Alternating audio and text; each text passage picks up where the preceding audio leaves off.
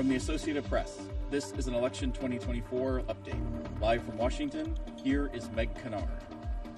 We are back to bring you some new AP race call updates. The Associated Press has declared Kamala Harris the winner in 2 states, Oregon and New Mexico. We also have several U.S. Senate calls. The AP has declared Democrat Adam Schiff the winner of the U.S. Senate contest in the state of California. AP has also declared Republican Bernie Moreno winner of the U.S. Senate race in Ohio. So, as a reminder, back to the presidential race, the live voting map is here next to me. The update on the electoral vote totals, 230 for Republican Donald Trump, 192 for Democrat Kamala Harris.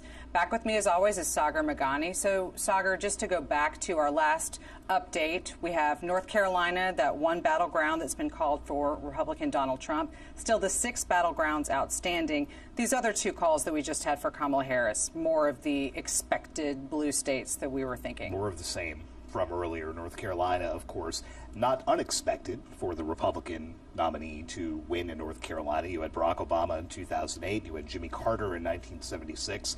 That's really about it for 2 generations of Democrats, but still 16 electoral votes, the first of the battlegrounds that Donald Trump can now claim, looking ahead to those other 6. What about these Senate calls where we've had winners declared in California and Ohio? Where do these races kind of put us in all that? This is what Democrats feared. They saw Sherrod Brown, the 3-term senator, as one of the most endangered of them. Keep in mind, a 51-49 Democratic lead in the Senate going into today. That is now, at this moment, 51-49 for the Republicans after you had Jim Justice win a seat in West Virginia. Angela Alsobrooks won in Maryland, but there are still a few more outstanding. John Tester in Montana, Bob Casey in Pennsylvania, 2 Democrats trying to hold on to their seats. The Democrats' best hope right now, can Colin Aldred strip Ted Cruz of his GOP seat in Texas and make this a split chamber once again? Definitely. Thank you so much. We'll keep an eye on it. We'll have more AP race calls coming your way and election night updates. For now, we will leave you with these live pictures of vote counting as it takes place out in Colorado. Back with you soon.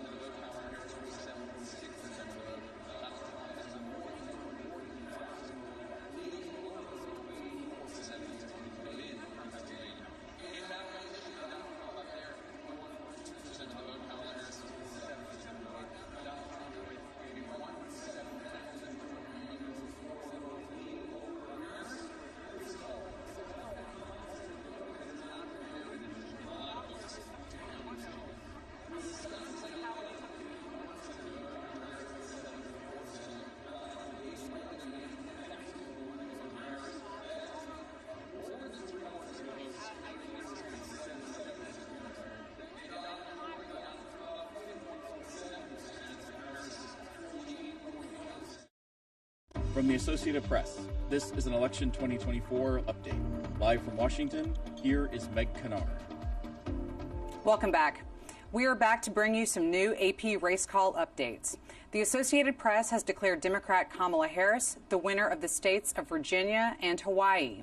AP has also made determinations in 3 U.S. Senate contests, all of which have resulted in incumbents keeping their seats. They are Republican Ted Cruz in Texas, Democrat Mazie Hirono in Hawaii, and Democrat Amy Klobuchar in Minnesota.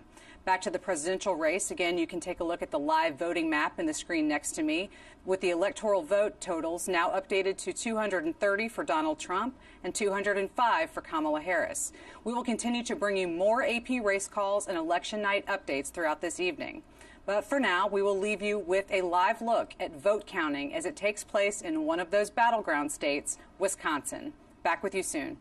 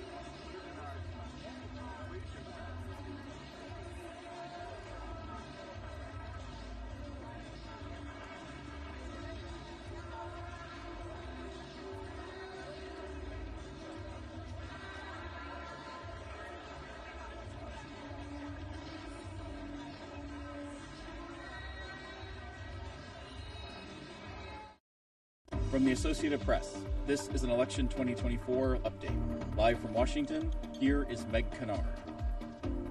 We're back with you with breaking news with this alert that just moved on the AP wire. Republicans have won a U.S. Senate majority, seizing control of the chamber for the first time in 4 years. They were put over that mark after the AP declared Deb Fischer the winner of the U.S. Senate contest in the state of Nebraska. Again, this is an AP News alert that has just moved. We will be back with you with more information on other race calls and other updates on this election night. See you soon.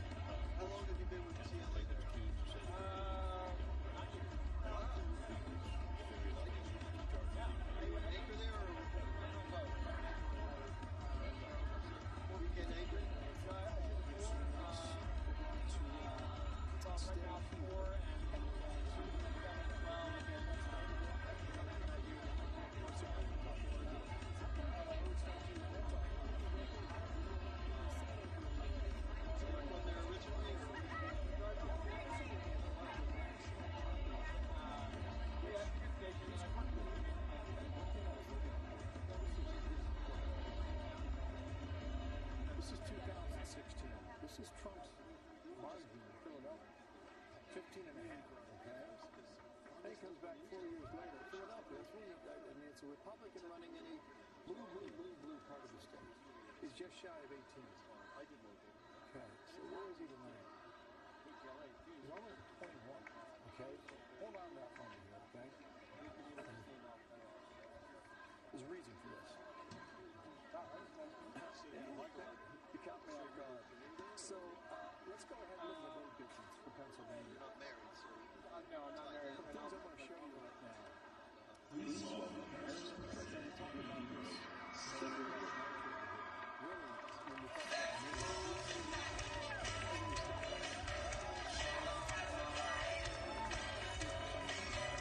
2.7. That's a live number that continues to come in. Go ahead and clear this. Kevin, widen out there, Mike. Let's look at the vote margin for Pennsylvania. I'm going to show you the blue wall and how, if it's moved every direction for the past 3 decades, is it about to move in the same direction yet again? All right, there's 3 counties here in Philadelphia that really tell a story. These are your flipper counties, all right? Look at this. All right, Northampton is above Philadelphia. Trump's leading in Northampton. That flip for Biden, it's flipped. Thank you for being believers in the promise of America. We still have lots of doubt. We still have things that have not been involved in. We will continue on that. Okay.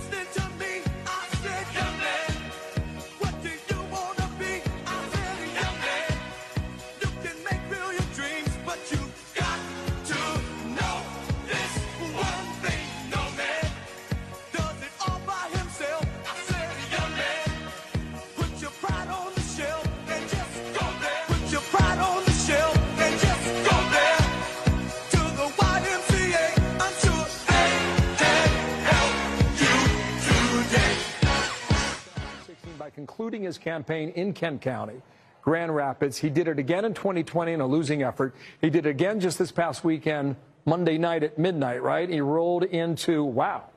Yeah, he rolled into Florida at 5:30 in the morning. That was yesterday morning. No, it wasn't. It was this morning, wasn't it? Right, because it was Wednesday, right? Okay, you follow me on the calendar? Okay, yeah, okay. But it's been stubborn. It appears that it'll stick that way as well. Kent County and Grand Rapids will stay in the blue column. It's a changing area, you know, this west coast of Michigan. But what I'm seeing right now, even though you'll have just about 60% of the vote in, I'm seeing a lot of red lining up and down Lake Michigan. And for a while, you know, that had changed. It seemed to be shifting a little bit. There's a county right here called Muskegon, beautiful part of the world.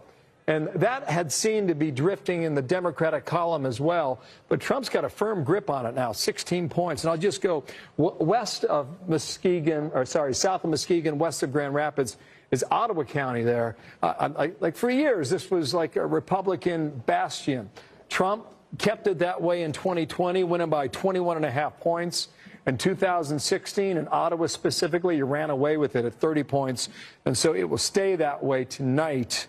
And let me just come out to real-time data here and let you know where we are statewide. You've got some vote out there, but you see this margin here yet again. Just as I'm talking here, guys, it's ticking higher. 210,967, 6.3 percentage point lead in Michigan.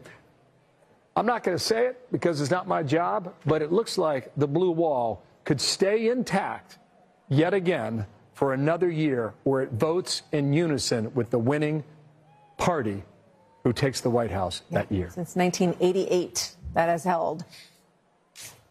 I think we're getting ready for a call. I think we are too. Are we?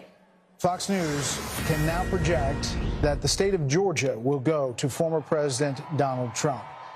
This was a really hard-fought battle. If you think about Georgia, loses it last time to President Biden by 11,779 votes. For some reason, that number sticks in my mind. And this is a big win. He went there, campaigned there, and so did Vice President Harris numerous times, thinking that Georgia could stay in the Democratic column. You know, he had a difficult relationship with Governor Brian Kemp. If you remember, 4 years ago, after losing Georgia, they tried to salvage 2 Senate races in Georgia. A month later, special elections. That didn't go well either. So this is a very big win for former President Trump to, you know, have this redemption in Georgia tonight. So now we are at Electoral College vote at 248 for Trump and 216 for Harris. We have a panel. We're welcoming in Darren Shaw, member of the Fox News Decision Desk. Welcome in Juan Williams as well, along with Karl Rove. Darren, we got you out here. We were going to say, what happened? Are we calling Georgia? And then you push the button. Are you here to tell us that we were right when we said you called Georgia? Yeah, that's exactly right. I mean, I thought you were going to come down here to grill me, and we preempted that. What else are we going to call? Yes. You guys called Georgia in the nick of time for you, Darren. That's exactly right. While we have you, how do you see this night? And was it like you thought going in? And as you look at the blue wall there? Well, I think 2 things. This is an election that is unprecedented by my standards because the more data I saw, the more possibilities seemed to unfold. There was stuff a couple weeks ago I didn't think could happen. I didn't think Trump could win, let's say, the national vote. I'm not saying he's going to, but that was something that nobody thought could happen. That's a possibility. We had a lot of conversations about whether these, swing states were going to move together or whether they were going to sort of crack and each move separately. There's a possibility tonight that, I didn't think this would happen earlier in the afternoon, but that he could sweep all of them. That's not a prediction, but it's something that's within the realm of possibility with the data we've seen. You're saying blue wall turns into a red wall. It's possible. And that wasn't something anybody was talking about. People talked about Michigan, in particular, as being the toughest state for Trump to crack. Now, Bill's shown the data recently. We've been looking at it for hours. Michigan's looking very difficult for her right now. All these toss-up states had been within a point or 2. So is there any way to look at what you see now and say this could be a win in a larger percentage than that? I mean, a lot of these states are still close, but... Right. What we're looking at right now, we have sort of model data, and we're looking to reach a certain level of statistical significance to make a call. We're also looking at what we call the outstanding vote. And so, for instance, in the case of Georgia, we were modeling about 835,000 outstanding votes. A lion's share of them were coming from suburban Atlanta. You know, she needed to hit about 55, 56%. She was getting about 45%. And at a certain level, that becomes a statistical impossibility. You know, the more data you get, the less room she has to actually grow or do better than she's been performing. And so that sort of triggered the call in Georgia.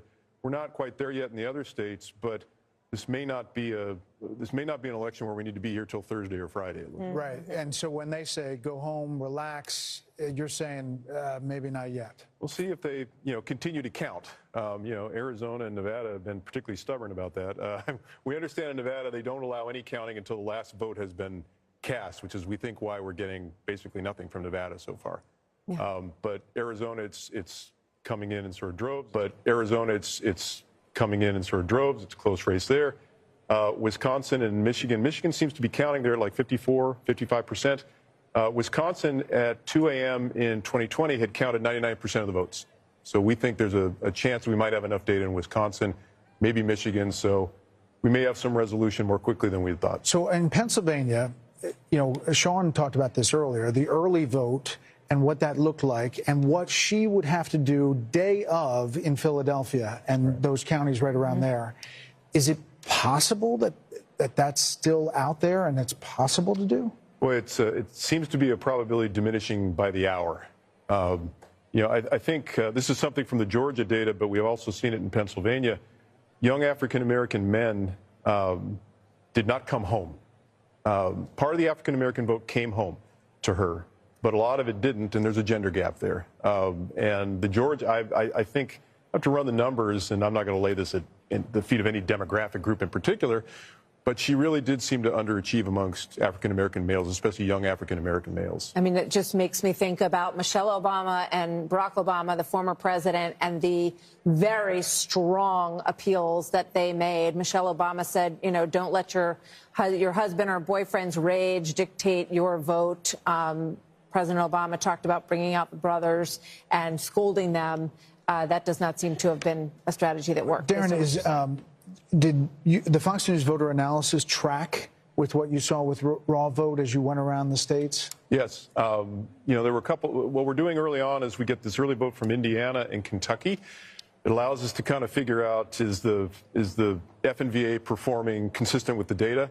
There were a couple states where Trump overperformed a bit. Florida was one. We were a little concerned that we might be overestimating Trump's performance in rural areas.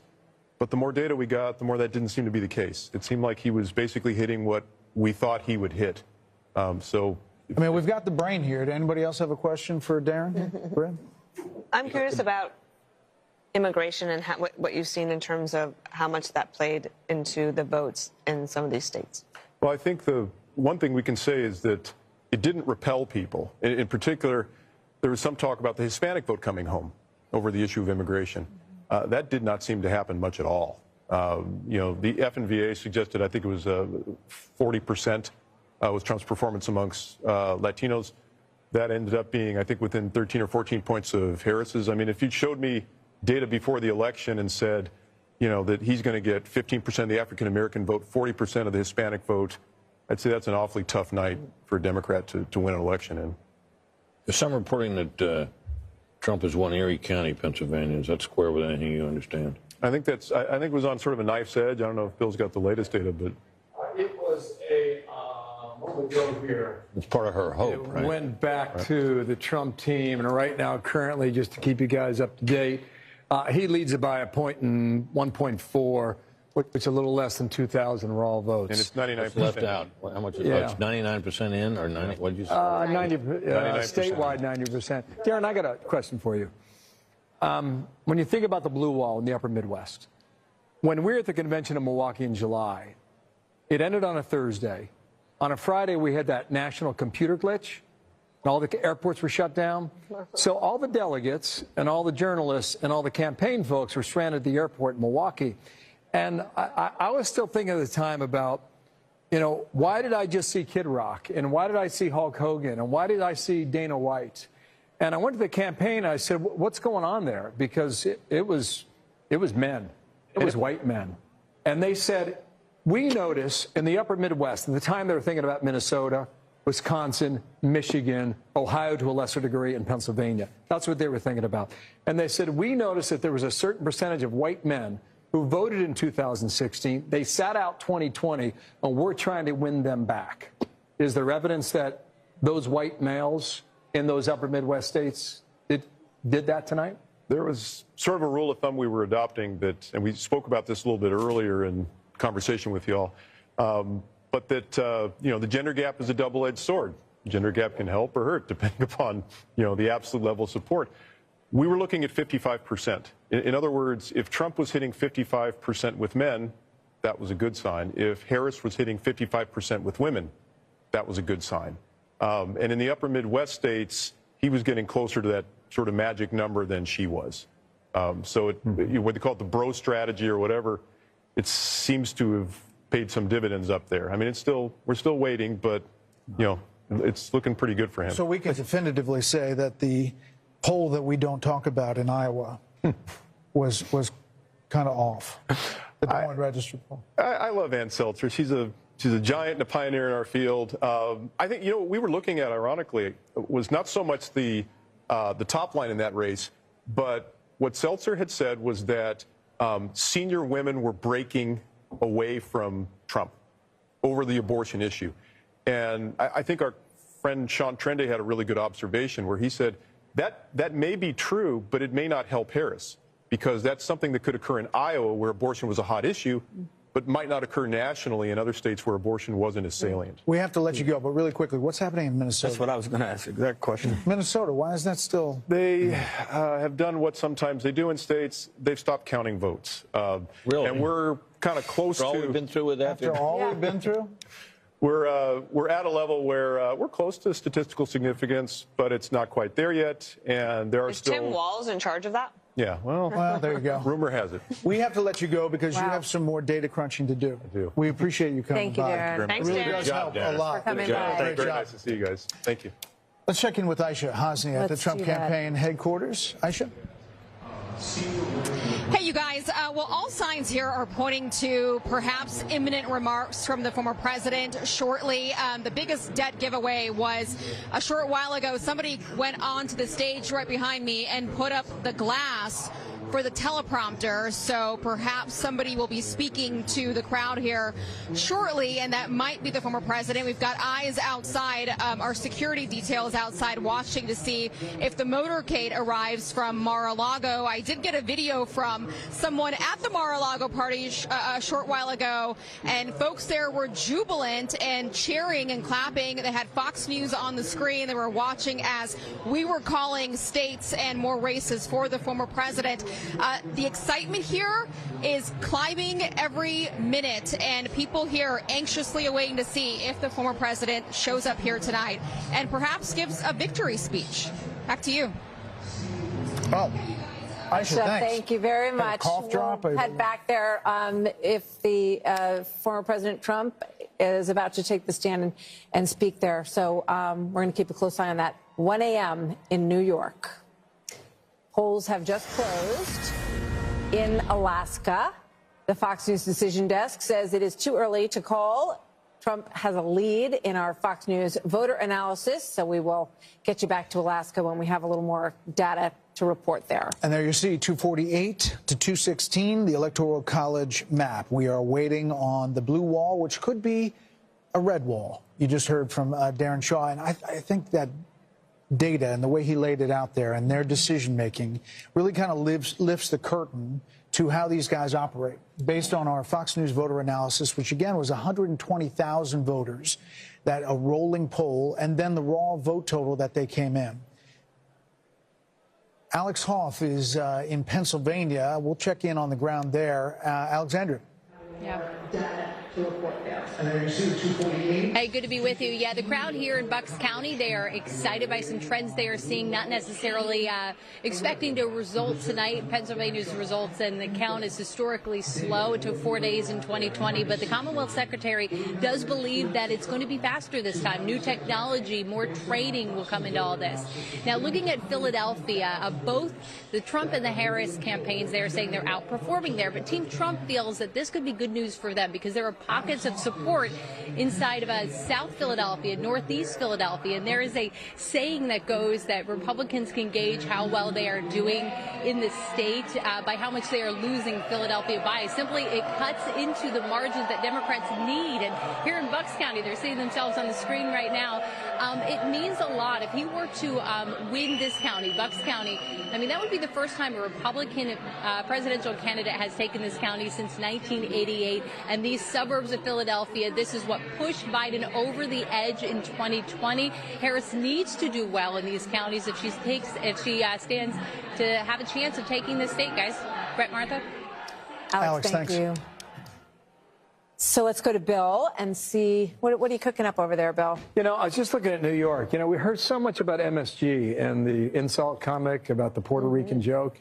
And, you know, Trump, you know, New York's his home, right? I mean, now living in Florida, Mar-a-Lago, but just look at this. I'm going to go ahead and use the slide bar and just, okay, 8 years ago when he's running against Hillary Clinton, this is his margin in New York, all right? 37.5 compared to almost 59 for Hillary Clinton. And then against Joe Biden, it was, what? Was it? Oh, my gosh. It was 0.3 of a point, all right? And now we come to 2020 and see the numbers on the board here. That's a pretty decent performance. And we're just getting some insight here in the New York City. He did well over 40% of the vote here in New York as well. One thing I was checking out here, guys, in this is the number, right? Path to 270. I guess in theory right now, if you were to close out, you know, you're at 248.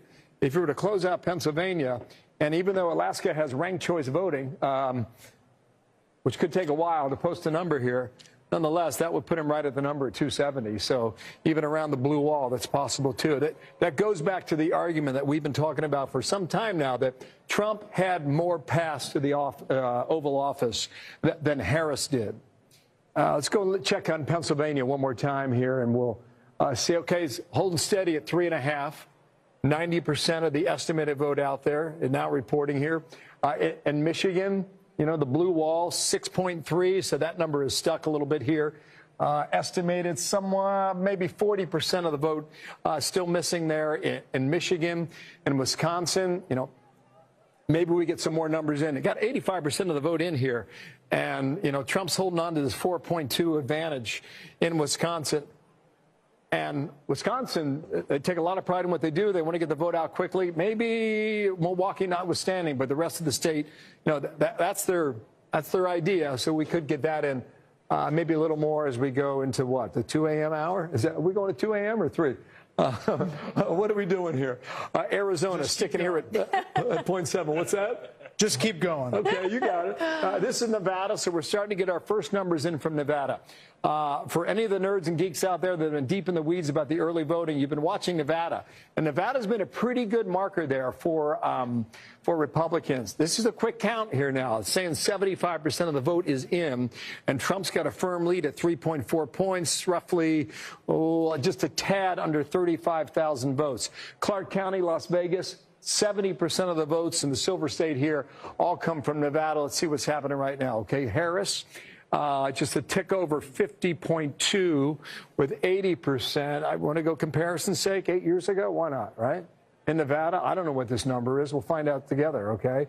So Hillary Clinton did 2 points better than Kamala Harris, and Joe Biden, okay, did even better, you know, 3.5 over what Kamala Harris is putting up right now. So it appears if you're in the Trump camp, that's a pretty good number right now, just shy of 51% in Nevada early on. Here's Carl Rowe's favorite place in the world. This is Washoe County, right, Carl? Right now, a point, it's close, right? 0.2 points. You know, what happened with Biden? Was it close? Yeah, pretty close, but Biden won the county.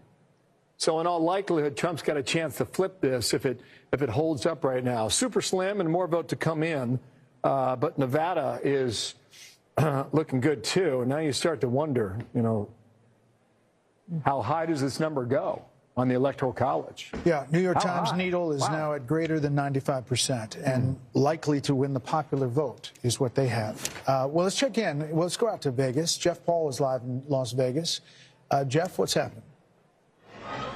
Well, a lot of excitement here and optimism at the Sam Brown watch party. He is, of course, the Republican candidate trying to unseat the Democratic incumbent Senator Jackie Rosen. And just a few moments ago, when Bill was talking about Nevada, you heard a lot of cheers here from the crowd at the Sam Brown watch party, just knowing some of those initial numbers. It took nearly 3 hours to finally get some of those numbers. We're hoping to get another batch in the coming hours. But Nevada has an interesting law where it's, you know, you can vote right up until the 7 o'clock hour.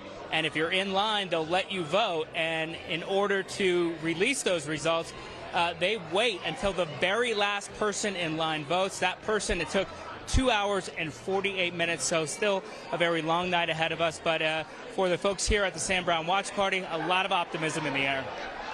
All right, Jeff Paul in Las Vegas. Jeff, thanks. So our panel is still with us, and we have some new folks that are here as well. Kevin McCarthy is joining us. Karl Rove is back. Juan Williams is here. Great to have all of you with us. Kevin McCarthy, let me start with you. Give us an update on what your overall take on the night so far, and then maybe drill down on some of what you're seeing in these House situations as well. The Senate Republicans did an extraordinary job. They surpassed all expectations. President Trump is on his way, and I think President Trump is going to help the Republicans hold the House, but it's going to be very narrow, maybe even narrower than we have now. But you think they could do it? Maybe even narrower than you have now, you said. Yeah, it may be exactly the same or maybe smaller. Look at the 2 seats I said at the very beginning of the night. Watch Pennsylvania 7 and Pennsylvania 8. I think we're going to pick those both up. You said North Carolina 1. We're probably going to lose that by 1 point. She did an extraordinary job. Wow. Then you look at Maine. We're ahead there. But we have some incumbents that have fallen in New York. California's just in now, but don't read those numbers yet, because it's just the first part coming in. We're going to have to wait some time to see where we're there. Arizona, we've got a couple incumbents in trouble.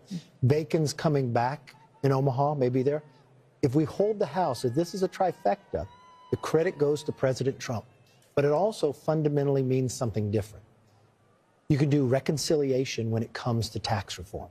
So you don't need 60 votes in the Senate. Having the Senate as large as he is, he's going to get the cabinet that he wants. The other thing that's going to happen is you're not going to have a Hakeem Jeffries that's going to try to impeach him every single week. So America is going to see ability to govern. And if Republicans take this moment in time to not play games and focus on the issues, they can grow it the next time. Otherwise, it's going to be very competitive in 2 years. But Juan Williams, if it's as big as we think it could be, we obviously haven't made these calls yet, but it's trending that way, and the pathway for her to win is getting narrower and narrower. Isn't it not a mandate? And Hakeem Jeffries and the thought of impeaching with what we're seeing tonight seems like wouldn't be the right move. Well, I think the Democrats are, well, dispirited at this moment, and I think that the likelihood, as we pointed out, is that Trump will be the president. And I think that, for me, talking to people like Darren and political professionals around, no one anticipated the size of this mandate, as you call it. I think that there is even recriminations now among Democrats as to Biden and whether Biden should have dropped out earlier or Biden should have stayed. Would a white male have done better? Obviously, Trump has defeated 2 women and now a black woman. So there's all of these questions. But to my mind, it seems to me incredible that a guy who led an insurrection against the United States government is potentially now, like a phoenix, going back into the Oval Office. It's unbelievable. Well, you have to consider the fact, Juan, that a lot of people didn't think that was an insurrection. They thought it was a riot, but not an insurrection. And had they thought it was an insurrection, I don't think he could have won.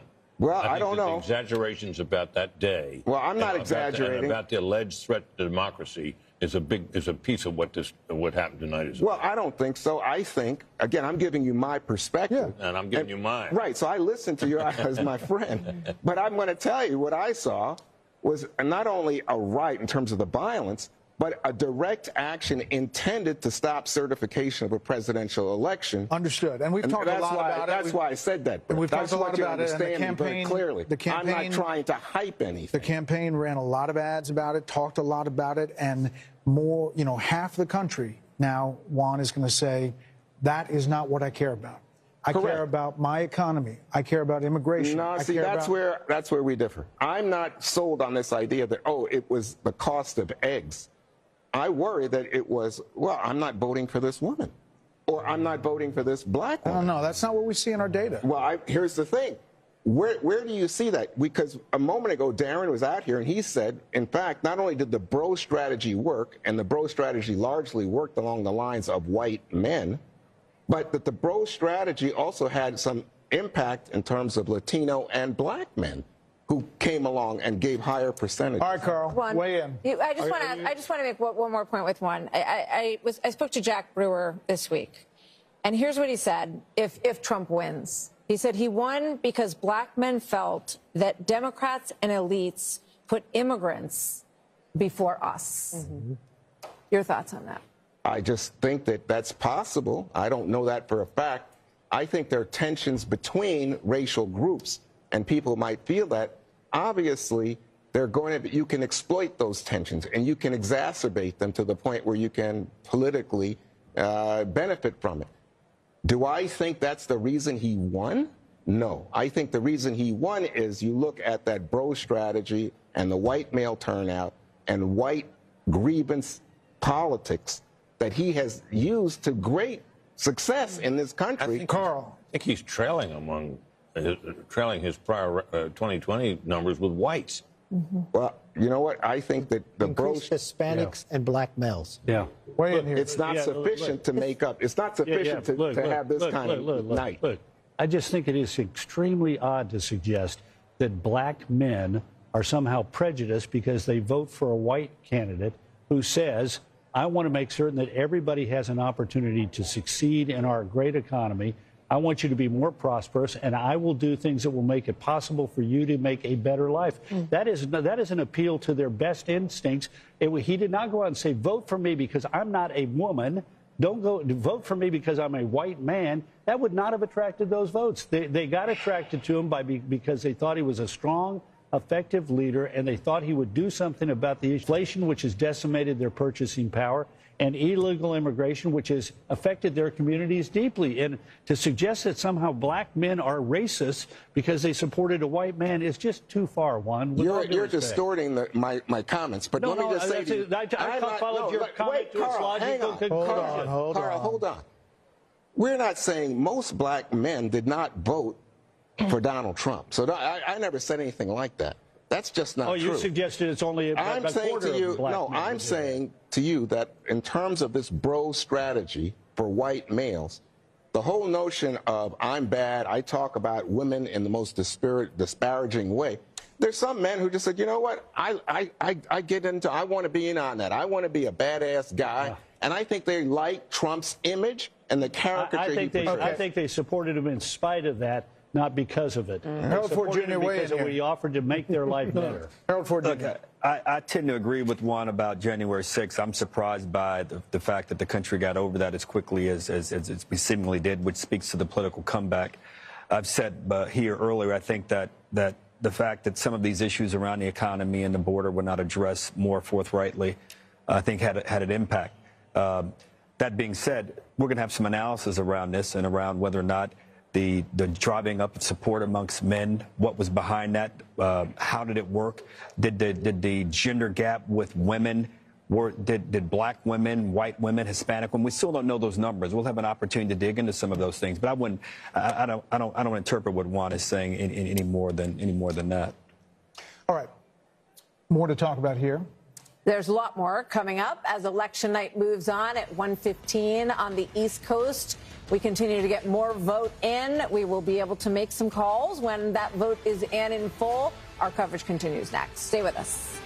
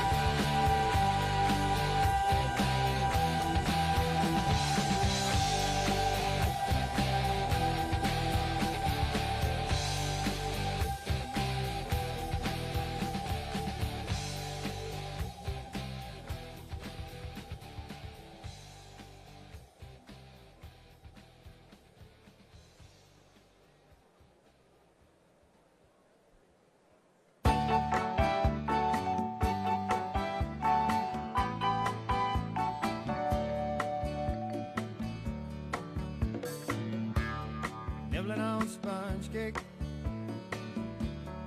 watching the sun bake. All of those tourists covered with oil,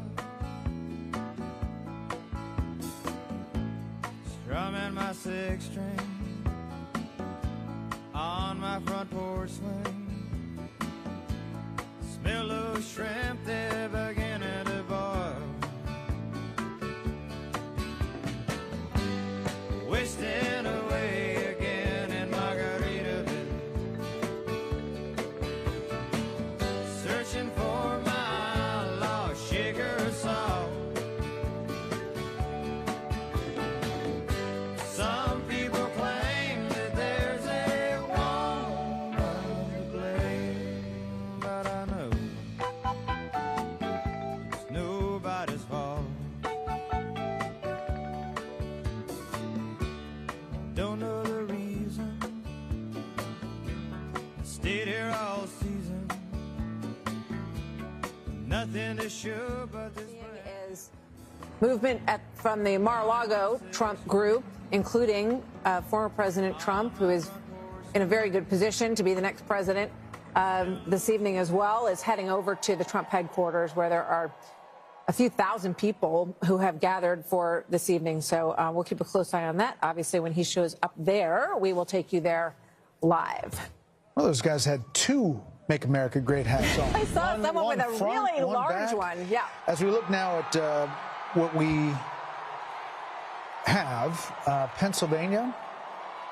Is this a call, ladies and gentlemen? We are now projecting that Donald J. Trump will win the state of Pennsylvania. Former President Donald J. Trump.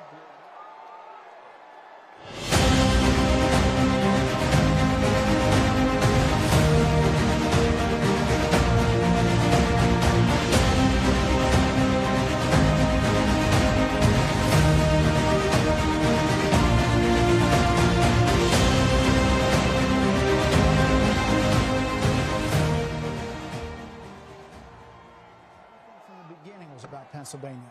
Now, former President Trump will win the state of Pennsylvania, and we can make that call, the 19 electoral votes.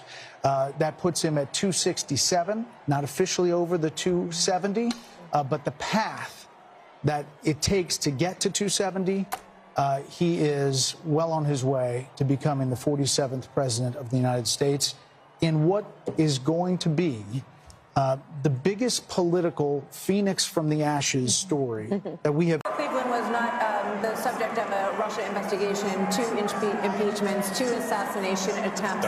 They have indictments, 91 indictments, convictions, and there is almost nothing that hasn't been thrown at this former president. And his tenacity in wanting to go back and run again, which he announced immediately after he lost in 2020. This is a huge historic moment in the United States of America as the former President Trump is closing in with just a few electoral votes away now from clinching 270 as Pennsylvania is called for Donald Trump. We're looking live, 1:21 a.m. in the morning at Trump headquarters, and the cheers coming up. We're told the former president is there, as well as J.D. Vance, Senator J.D. Vance. They are getting ready to hear from former President Donald Trump. Again, at 267, not there yet, but looking at where that vote is in Wisconsin, where the vote is in Michigan, where the vote is in Nevada and in Arizona, where the vote is in Michigan, where the vote is in Nevada and in Arizona. There is no path, Britt Hume, for Vice President Harris, and just 30,000 feet. What this means. Well, I'm old enough to remember when Richard Nixon was declared dead in 1962. Remember the famous speech he said, "We don't have Nixon to kick around anymore."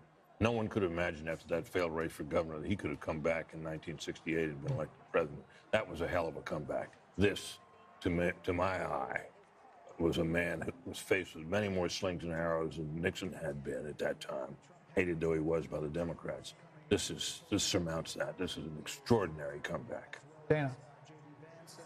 He campaigned so energetically, ruthlessly, fiercely and with more joy than Kamala Harris. And it was so clear that Joe Biden was not going to be able to go the distance. If Joe Biden were still on the ticket tonight, who knows what tonight might have even looked like. That he has been able to accomplish this, it is nothing short of astonishing and amazing. And also I think about Susie Wiles, who's his campaign manager, very quiet, does not like the limelight. Chris LaCivita, who works on it. All of those people who worked so hard and stuck by Trump, no matter what was said about him, they were called every name in the book, including Hitler and Nazis, and they came through.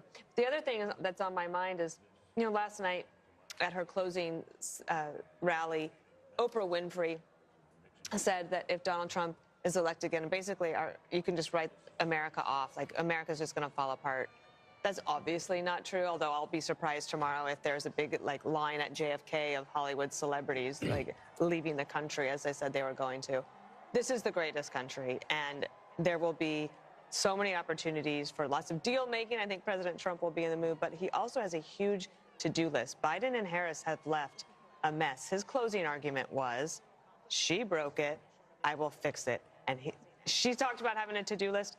He's got a big to-do list, but he thrives on it. And you saw that through the whole campaign. He is, I think, enthusiastic about doing the job of being President, Harold, and it is just an it is just an absolutely remarkable. I think if you wrote this as a movie script, people would say this could never happen in the United States of America. He's a single, I've said this before, he's the single greatest political athlete I've ever seen.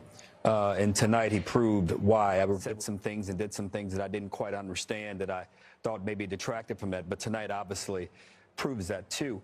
He also ran a traditional campaign. He connected with voters on issues. He talked about the things that mattered most to voters. And Democrats said he didn't talk about it in the most full-throated way, he didn't talk about it in the most wholesome way, didn't talk about it in the most wholesome way, didn't talk about it in the most comprehensive way, but he connected with voters. I would let us not be critical of people for voting for President Trump. He did something clear here shortly once Alaska comes in. Don't write off the American people. Let us not be critical of people for voting for President Trump. He did something we didn't do in this campaign. We had to reevaluate, reassess. Mr. Wonderful said it a little earlier that may give us an opportunity as a party to revamp, and perhaps we should think about that. But don't write off the people, the American people, for the decision they made this evening. Charlie Hurt, he will be the 47th president of the United States after everything that we saw in this election. It's hard to understand how some in the mainstream media are going to take this, because it was so over the top one way that they thought it was done. There was a landslide prediction from a lot in the media that she was going to have the landslide. It looks like he's going to have the landslide tonight. Yeah, it's truly remarkable. You know, the revolution rolls on, and this is not just a victory for the White House tonight, but also, this is the end of the old Republican Party, which, of course, Donald Trump took on. That was the first thing that he did. The very first thing that he did in 2015 was take on the old Republican Party. He has completely reshaped the Republican Party. The Republican Party is no longer doesn't stand for a lot of the things that it stood for before. He has made it a far more middle class, working class, a far more practical party, I think probably a far more durable party, and he's figured out how to win with that. And you can't help but think that with this victory, in 4 years from now, he's going to have the mantle that he can hand to the next Republican. So I don't know how Republicans ever go back to the old party that they were, but it is truly extraordinary, and it is all by the force of one guy, one man who had the fortitude, the strength, the vision, the refusal to accept anything, all of the experts counting him out, and he just kept on fighting Charlie, and fighting and fighting. Charlie, it would have been one thing for him to come back from a single defeat to be elected again. But when you think about it, he came back from a series of them. I mean, His party lost in the midterm when his term. 2018. They lost in 2018. They lost the presidential election in 2020, and they had a major disappointment in 2022. Which one might have thought after all that the party wouldn't turn to him again, and yet in the face of that, plus all the things that Martha enumerated, the indictments, all the other troubles that he had, for him to have come back from that is really quite striking. And think about how toxic he was after, say, January 6th. Yeah. And then you're looking at races now in states where Donald Trump very well may drag Republicans, and he's overperforming in a lot of places fellow Republicans. It really does. I think there are parallels to 1980, Mark Penn. When you look at Jimmy Carter, we had hostages in Iran. We have hostages in Gaza right now. Very high inflation and a malaise in many ways in the country that I think these people who have been called a lot of names have had enough of.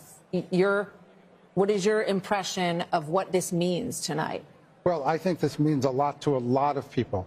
I think the working class are looking for a renewal of American jobs. I think people are looking for a border that is sane and an immigration system that works. I think a lot of people over in the Middle East are looking for Iran to pull back in the face of a president whom they fear.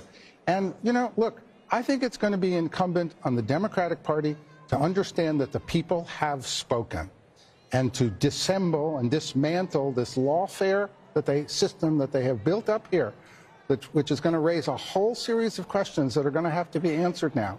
But they cannot say that they are better than Donald Trump and recreate a system that does not recognize that he won and the people have spoken and he is going to be the 47th president. We haven't talked about foreign policy a lot, but imagine the Saudis, making a normalization deal with Israel in the face of a new president here.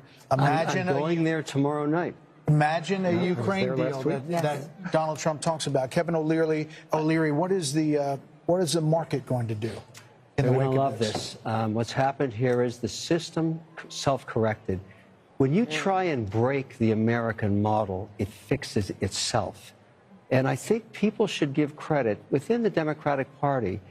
Donald Trump saved them tonight, too, because they're going to have to take a spatula to these policies and bring it back to the center over the next 4 years and, in a way, reset. And we talked about this earlier, but he saved entrepreneurship. He saved the entire model of the S&P 500 because taxing 20% higher was a really bad idea, and it self-corrected. Capital, and this is why I'm getting on a plane tomorrow night. I intentionally didn't leave till tomorrow night so I could go to Geneva, go to Abu Dhabi, go to Riyadh, and say it's 21% corporate taxes, 100% not going to change. That is very important for people like me that bring capital back to this country. It fixed itself. It fixed itself. And I think that's why America works. It has worked for 200 years. When it gets too crazy, it fixes itself. And whether you love Trump or you hate him, every Democrat owes him a thank you very much, Mr. President. By the way, as the markets, the poly market and all these election markets were moving, Bitcoin went up exponentially. Yes, I'm long Bitcoin. Are you? So you're buying later. Speaking of Bitcoin, I'm also struck by just calling Pennsylvania here, Dana. Trump embraced Elon Musk in an enormous way. A lot of stories were written that said that he was going to blow it in Pennsylvania, that the people who were working on his outreach teams didn't know what they were doing. He's going to And he got a lot of criticism. Remember the $1 million giveaway for registered voters? But court for that. Selena Zito, who's somebody that we follow and we've had on the show many times, and she knows that area very well. She said the people of that region love somebody who is a big thinker, who wants to create jobs, who is like looking into the future, and they can get behind that. And they love somebody who can really lead. And leadership takes courage. And you have to be willing to make decisions where you are going to be criticized. I think this is one of the problems that Kamala Harris has always had. She doesn't want to take a position on anything. We haven't even talked about how in California, the law to basically make shoplifting illegal again passed overwhelmingly. Yeah. And Gascon, our friend down, the DA in Los Angeles, lost by 22 votes. I mean, this is in California, so it was everywhere. 22 points. And 2 days before, 22 points, thank you. She wouldn't even take a position on that. 75% of the people in California wanted it gone, and you can't take a position to be with them? Not only that, you were part of Prop 47, Yes. which changed the law the other way. Right. When you were in office. So not wanting to take a position and not being willing to be criticized is a problem if you want to be a leader at that level. She had that affliction in 2020. Why didn't her own party say, you're not the right candidate? I mean, run a process. Well, get they did. They ran her out of town right before any votes were cast in 2019. But the and same then she's fluxed affliction out of there. hit her here. The same problem she had in Yes, 2020 hit her in exactly. She's the same 2024. person. I mean, it's not all her fault. They put her in a race that she, well, we now know couldn't win. Yeah. But Karen, in fairness to Democrats, there's no doubt. I agree with you on the unrealized capital gains. We shouldn't be taxing that. But we produce more wealth, more innovation, more oil, more cures, more therapeutics over the last 3 years. So I hear you. Democrats are not bad for the economy. Some things she proposed that I'm with you on. But we're a great country, and we're going to continue to be great. And I trust and hope and believe that President Your party will be great again. I want the and you can thank Donald Trump for that. But he inherited an economy also that was in pretty good shape. I don't want to quarrel about that. All I want is going forward. I agree with you. I want the country to be great, and I hope that both of the parties can work together to try and do that. And I salute President Trump tonight. What a great win. And I agree with you in this regard. My party's got to reimagine and reinvent itself going forward. Listen, hold on. I wrote about this, the unity and you did. Past presidents and past losers and winners and what they said. This is a big speech, Britt, for former President Trump. As he gets ready to deliver this in front of a crowd, he's obviously taken the slings and arrows and everything that's been said, the fascism, all of the things we've talked about tonight. But this moment is actually a moment to reach out. It's an opportunity if he chooses to do that, but it's also 1:30 in the morning. So you got to wonder how many people are alive to hear. Oh, they're there. And he's definitely His there. A lot of people are still but up. The question is how much of the national TV audience is. I bet they're still in. You know, I think back at the moment in Iowa at the beginning of this process, Brett, when we were in a town hall with him, bless you, Brett, and he, we asked him about all of this revenge stuff and that he was going to want retribution, and this is what everyone heard. And there were times when he had language that was that matched that, but he said that he wanted success to be his revenge, and that he wanted a successful America. And I would imagine that we're going to hear something along those lines tonight, but we'll see. Brett, you wrote in your piece, you quoted one of those great old Republican presidents, H.W. Bush, who said that a campaign is a disagreement and an election is a decision, and decisions clear the way for harmony and peace.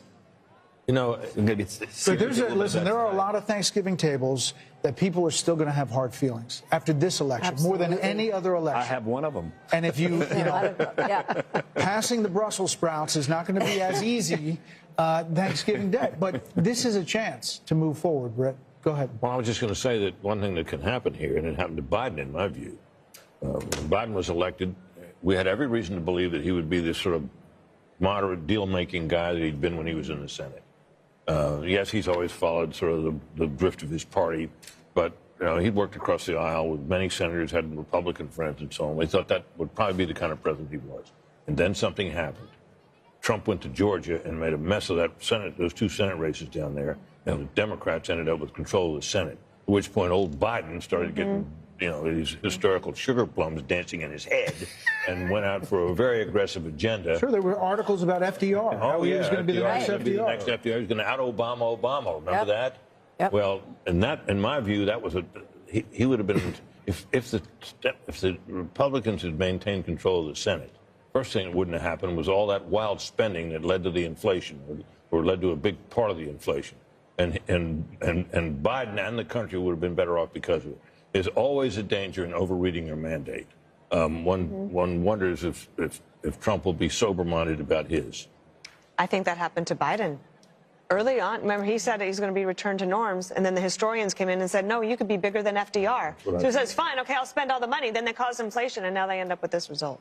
Well, he has said that this looks like new President Trump, if he gets to 270, which we expect he will, fairly shortly. Yes, exactly. Has a moment to bring about the unity that people expected after the last election. Of course, we would be kidding ourselves to think that there won't be a tremendous response to this. Tremendous backlash in a lot of corners of the country. So listen, he's going to get there because Alaska is going to be Republican, but we're not done as far as calling states. There could be even more states that go Trump's way. This could be a massive landslide just by what we're looking at in the polls. Fox News Decision Desk count now project, though, Vice President Harris will win Minnesota, and her running mate Tim Walz serves as the state's governor there. That takes it up to 267 to 226. But again, Donald J. Trump will be the 47th president of the United States. More Democracy 24 special coverage next.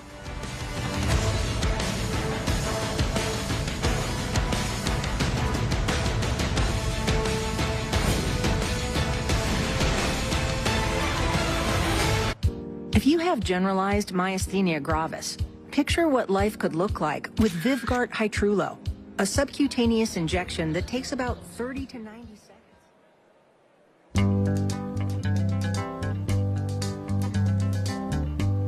We're caught in a trap. I can't walk out because I love you too much, baby.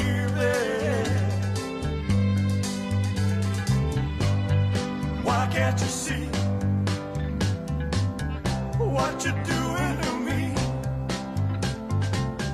when you don't believe a word I say?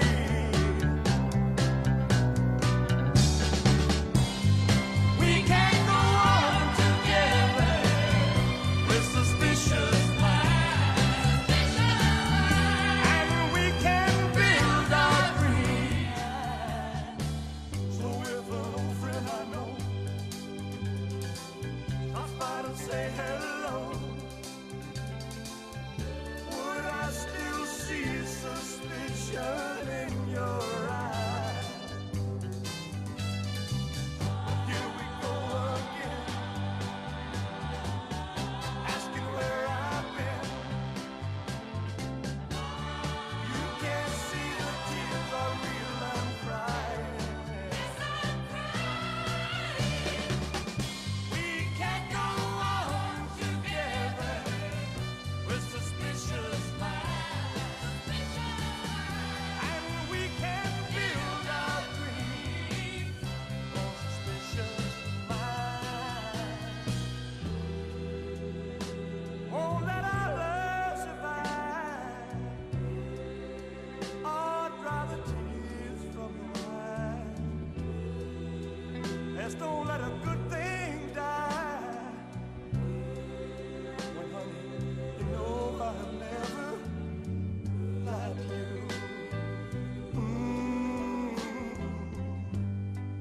Yeah, yeah. We're caught in a trap. I can't walk out because I love you. Big night, and they are about to explode at Trump headquarters in West Palm Beach. You see thousands of people waiting, and we are about to hear from the next president of the United States. He will be 45 and 47, and we're waiting for him to join the room. We'll take you there, obviously, as soon as that gets underway. In the meantime, Grady Trimble is in Michigan. Let's get a quick update just outside of Detroit. Hi, Grady. Hey, Martha. Yeah, people were getting a little bit tired here, but then the call for Pennsylvania was like a jolt of electricity through this room at the Michigan GOP watch party, and the crowd started chanting USA. They started chanting Trump, Trump, Trump, as it now appears he will be the 47th president of the United States. Now, in addition to Trump and the call for him in Pennsylvania, they're also excited about the possibility that Michigan could be the state that tips him over that magic 270 number. We're also following a very close Senate race here in Michigan, and they're feeling very confident about that as well. Republican candidate Mike Rogers looks like he could cruise to victory with the help of former President Trump. Democratic candidate Alyssa Slotkin, she went out to her crowd at her watch party at around 12:30 tonight and told them to go home and go to sleep, where here they extended this ballroom venue all through the night if they had to, and now it looks like the crowd is fired up as they await former President Trump taking the stage. Martha, Brett. Okay, Grady, thank you. It is really important to point out how big the coattails could be tonight. Think about Bernie Moreno in Ohio, was thought dead in the water against Sherrod Brown. He wins. We have right now at this hour, as Grady mentioned, Mike Rogers in Michigan is up. Looks like he is getting closer. We haven't made a call there yet. Havdi in Wisconsin, leading right now. Sam Brown in Nevada is closing in on Jackie Rosen. Wow. We're talking about historic numbers here. If all of these dominoes fall, you're talking about a Senate that could be 54-46, 55-45. That wasn't in the cards. That wasn't on anybody's bingo card when you came into election night. But these candidates have all fought really strong races, and they have all closed in a very strong way. And in fact, many of them were sort of pulling into +5, +6 in just over the last 3 weeks. So it's a fascinating part of the story. Hopefully we'll be able to call some more of those soon. Former House Speaker Kevin McCarthy says with these coattails, you could see the House going Republican as well, and that would be a part of this story as well. Let's go back out to Trace Gallagher on the West Coast with his panel. Hey, Trace. Brett, thank you. Martha, thank you as well. We've got our panel, Steve Hilton, Jody Armour, Kaylee McGee-White, and Jono Caldwell. You're talking to your panel, Brett and Martha, and we were talking to ours, and Kaylee McGee-White was struck by the whole concept that, again, Trump was undercounted. Kaylee McGee. This is the third consecutive polling miss in a presidential cycle for Donald Trump. And we really need to be asking ourselves, why do they keep getting it wrong? And at this point, it is a choice. Back in 2016, you could argue that you were blindsided. You didn't expect it. You cannot say that anymore. This was predictable from the very start. And I think the reason they keep getting it wrong is because they still don't understand the average Trump voter. They cannot wrap their heads around why so many people support him. And it's because for a long time, actually for the past decade or so, Democrats in power didn't think they needed to. And even worse, they didn't want to. They didn't want to have to stoop down to understand the concerns over immigration, over the economy.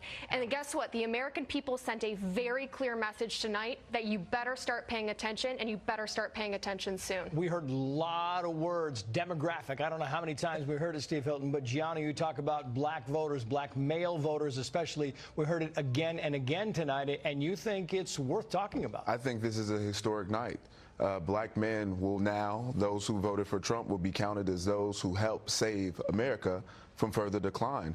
I mean, Kamala Harris has tried her best to create these accents like, you better thank a union member, all of these things that she's done to try to appeal to this community, even going on Oprah Winfrey's talk show or whatever that was to say, oh, I'll pull out my gun and shoot someone that tries to come into my house.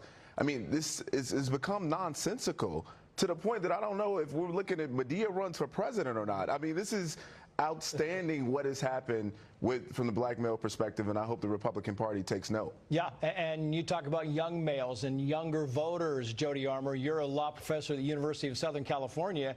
You know what young people are geared into. Are you surprised when you see these voter analysis numbers that young voters came out heavy for Donald Trump? Yeah, well, young voters can sniff out a fraud. They can sniff out somebody who's chameleon-like. She changes her position according to the prevailing winds. They didn't like that. Many across the country, young students said, for me, a red line also is mass atrocities, is collective punishment, is what I see going on in the Middle East, and I see us as complicit in. So they, were saying, I'm not just that enthusiastic. Yeah. And I'm not going to get out. I got 15 seconds for you, Steve. I just think when I see this unfold, Trace, it is just a massive victory. Oh, we got to common jump back. sense. Sorry, guys, back to you. We got Trump coming out.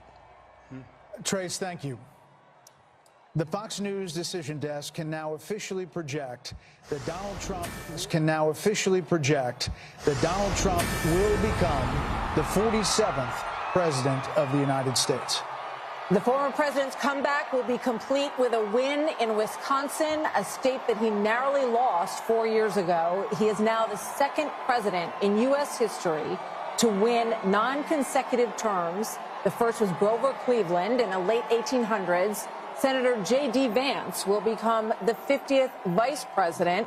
of the United States. Voters expressed deep frustration with the Biden administration, and former President Trump and the future President Trump overperformed in urban areas, particularly with men, proving that the strategy that they doubled and tripled down on over the course of the last few months absolutely succeeded and brought him back to the White House. 47th President of the United States, former President Trump now defeats Vice President Kamala Harris, who entered this race just over 100 days ago. And for Democrats, they were projecting the possibility of running the table with battleground states. David Plouffe with the Democratic campaign of the Harris campaign suggested that just yesterday. Now it is possible that Donald Trump runs the table with these states and builds on a big landslide electoral win. We don't know where the popular vote is going to finish out, but we do know that he will be going back to the White House, and with him, Brit Hume, will be a lot of changes because he will have been there once and will know what he wants to do. You know, he often accounts for the fact that he had so much turnover in his first term, in his term as president, by the fact that he didn't really know Washington, and he was new to this realm that he had come to win the presidency in, and he promises us that now he knows whom he wants to hire. Now he knows the kind of people he wants to have around him. A lot of people are saying that means a lot of very experienced people around Washington will be ruled out, and maybe they will. But it's going to be very interesting to see the kind of people he reaches out to and reaches out for in the days and weeks ahead as he builds his administration. We're joined by Kayleigh McEnany, Trey Gowdy, and Katie Pavlich. Kayleigh, you've been a part of the last administration. You've seen you can see the joy on all these people's faces. Think about the angst and the, all that this campaign has been through. And now there is the prospect of creating what you want to create in a second administration. Your thoughts, 30,000 feet of this win? Indictments, 2 assassination attempts, an unlikely come-from-behind victory, and history is made tonight. This is a huge moment, particularly because this is a tectonic shift of the Republican Party. If all of this exit polling is true, you now have black voters, Latino voters, young voters coming in a way that we haven't seen the party bring in a very long time, and that's due to former President, now soon to be current President Trump. And I just want to say this as we wait for him to come out. I remember having a conversation with Ivanka Trump in 2016 about his remarks. And before he went out to give those remarks, he had speech A and speech B. Speech A was a more boisterous Trumpian speech. Speech B was a speech full of unity. And he looked up, Ivanka said, saw the faces of crying Hillary voters. He ripped up the boisterous speech and said he wanted to heal the nation. And the first words he said were an appreciation for Hillary Clinton, for her service to our country. And then he said, now it is time for America to bind the wounds of division. And he said, we are a party of all races, creeds, and religions. That is more true tonight than it was 8 years ago. And I fully expect President Trump right now is maybe ripping up that more boisterous speech and preparing to unite the country. It's an amazing message. I hope Kayleigh's right. I hope you're right. And we're gonna get a chance to see here in a minute. Trey Gowdy said something on your show the other day about how one of the things that you hope also is they're a little more prepared this time. They've got a great transition team, and they're going to need it. And I hope that there are a lot of people who want to go in and be helpful. Trey? Yeah, I think his transition team has done a wonderful job vetting potential candidates. And to Kayleigh's point, I think a liberated Donald Trump, he's never going to be on the ballot again. This is his last term. I think, Harold, he will surprise his detractors. I think he will be not anything like what his detractors have described him as being now that he is liberated. If I'm wrong, you can hold me to that. I hope you're right. I think he will. A liberated Donald Trump is going to shock his detractors. He has said that the assassination attempts had an impact on him. We saw him in many ways return to the very rough and tumble style that we've seen in Donald Trump towards the end of this. But now he will take the stage tonight as the next president of the United States, and he will not be able to run again. Yeah. And I think that is another liberating factor potentially for President Trump. Katie. We'll never underestimate the power of unfinished business. This is a president who has caught lightning in a bottle twice, and the second time around, he now has a MAGA mandate. He will have a Senate that he can use to push through his cabinet appointees. who can work with him on legislation, who could potentially replace a number of justices on the Supreme Court. Who could build a wall. He could build a wall. He has a working group in Washington, D.C. We'll see what happens with the House. But he also has been working very hard on his transition, get the right people around him. He talks about the lessons he's learned about the first time in the White House. So this is a mandate tonight for him. And I think you should get a lot of credit for doing the work on the ground, going to these states to pull these Senate candidates across the line with him. Britt, what do you think the analysis is going to be? There's going to be a lot of time to digest all of this. We're focused now on what the incoming president is going to say. What do you think the analysis is going to be on the Democratic Party and what went wrong there? Well, I think it's going to be, agonizing. I think it's going to take a little while for consensus to form about what the party needs to do next, or what it did wrong this time. It'll be grudging at first. One can certainly imagine that, if the party were smart and shrewd political voices were heeded, that there'd be some major changes in their agenda and their approach in this. And you think of the issue sets that they tried to run on against this man that failed. They need to reconsider all of that. And I think it'll take a while. Now, our colleague and friend Mark Halperin, who's been very astute this particular cycle, he thinks there's going to be blood in the streets and people are going to be hysterical. I hope not, but it could happen. Dana? I am really looking forward to reading some of the stories, probably with a lot of anonymous sources amongst Democrats with the recriminations, and it's going to be fast and furious. And you will have people saying that Joe Biden should have dropped out the day after, not dropped out, but said he was not running for re-election on the day after that midterm in 2022, and either endorsed her or said, let there be a primary, and Dr. Jill Biden, there will be thoughts about her, and I wonder how chilly that White House is going to be for the next 90 days as they try to figure it out. And let me just say that as Vice President of the United States, Kamala Harris will certify the election results on January 6th. A lot of irony in that moment. Harold, your thoughts? This is how our country is organized, and it's a great education, I think, for people who had very high passions in this race. There are Democrats who were fervently for Joe Biden. He performed poorly during a debate, and the party switched to Kamala Harris, and there was genuine excitement, I think, built over a period of time. And some of that excitement was an aversion and almost a dislike and a disdain for Donald Trump. But I hope it's a moment that we can all grow from, because if we don't, not in a selfish, partisan way, Democrats won't progress. And I don't think you can fly and soar as a great country unless you have both wings working together. And President Trump, tonight, I'm going to be interested in that tone, Kayla. I was reminded of your words, reminded of what you said as you shared it.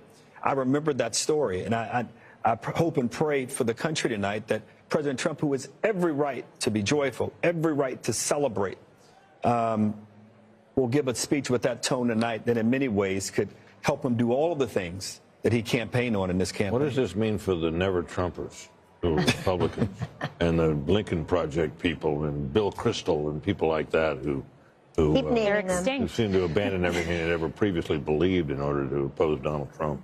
Kellyanne? We'll get to the never-Trumpers soon enough, and the hundreds of millions of dollars wasted on them. Look, Donald Trump won this on policy and personality. I don't want to be remiss here. He is talking about energy independence, manufacturing, an economy where everybody is working, no new foreign wars, getting out of the entanglements we currently have, respecting and resourcing law enforcement, border patrol, military.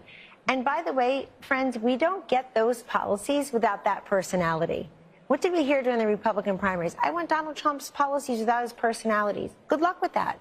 You don't get this strength and this resolve and this toughness. You don't get those policies without that. But I want to say this. It's on this phone that Huma Abedin placed the call 2:30 a.m.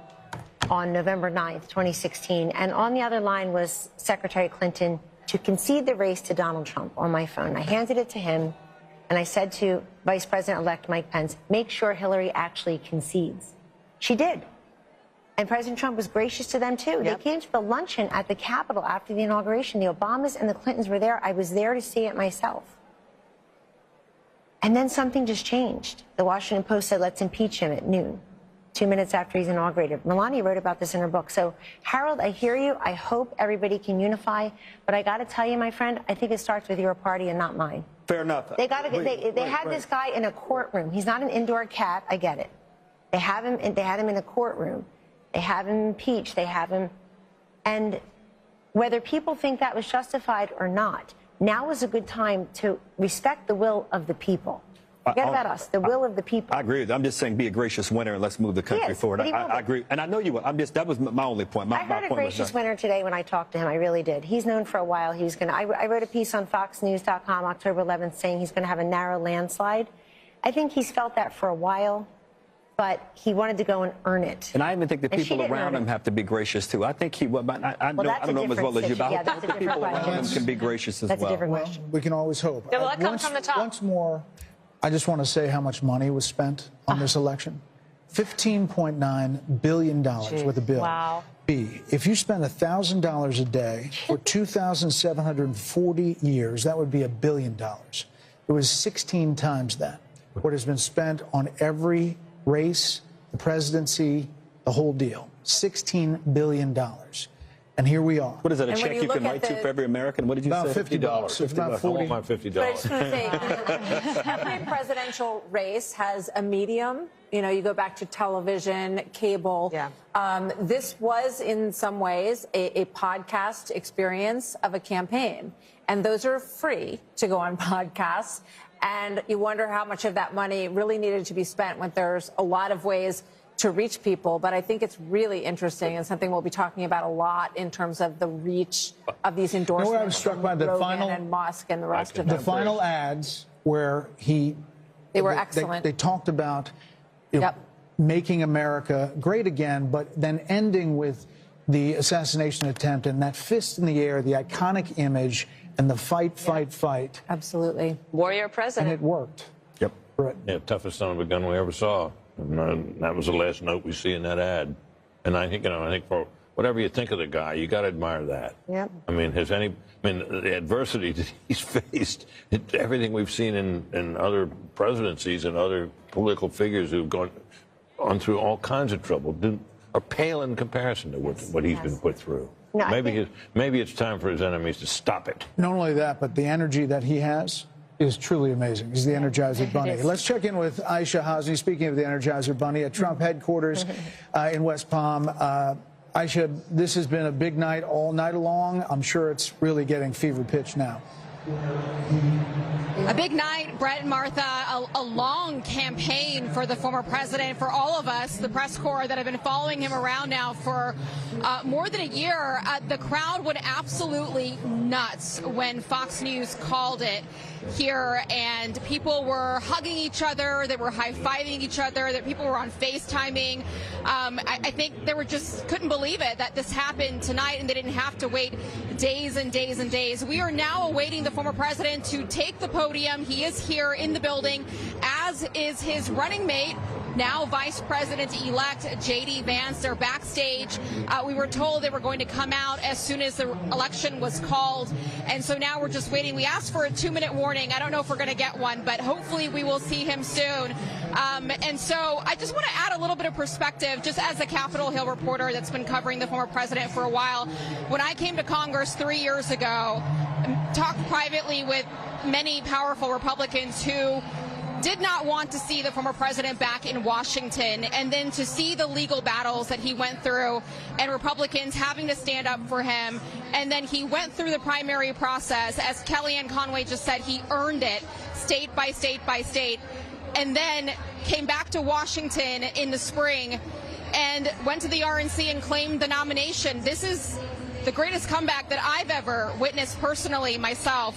And so I look forward to seeing what he says to the country here tonight and to his supporters. Back to you.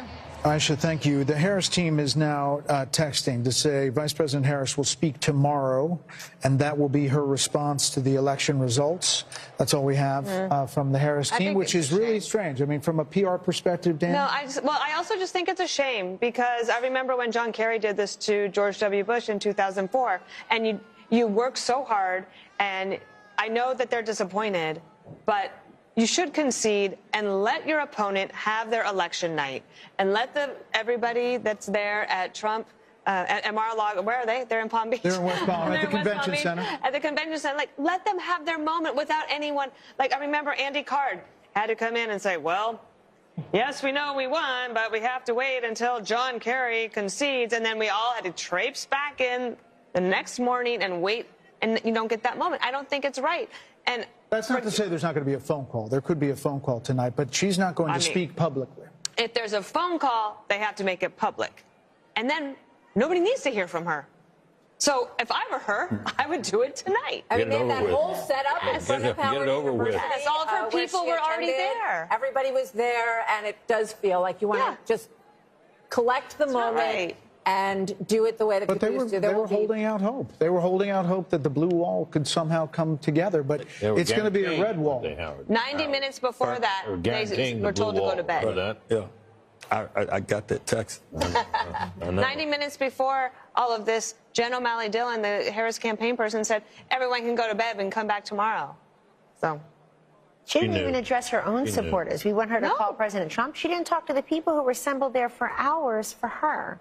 It just seems very ungracious. By the way, it ended up being a very bad split screen. You probably couldn't see it in here, but they're filing out, and he's expanding his folks, and they're all excited for him. Look, I think that Kamala Harris was a sign of the times, but I think that Trump's a metaphor for the country. And when he says we don't surrender, fight, fight, fight, we get back up, I just think I think that's what it is. The other thing I just want to say, maybe it's as a Catholic, maybe it's just as a Trump supporter, maybe it's just as a flawed human being. We all get second chances in this life. Rarely do we get a second chance as big as this one. And I have got to believe the man that I know and that Kayleigh worked with is going to work with a certain alacrity and energy to get things done very quickly. What he can do through executive order, what he could do with the Congress, bringing in the governors. Nobody gets a second chance this big in their lives and just puts it on the shelf like it's a trophy or a gold star. He's going to use that as a platform for good and undo some of these bad policies, and I think do even better.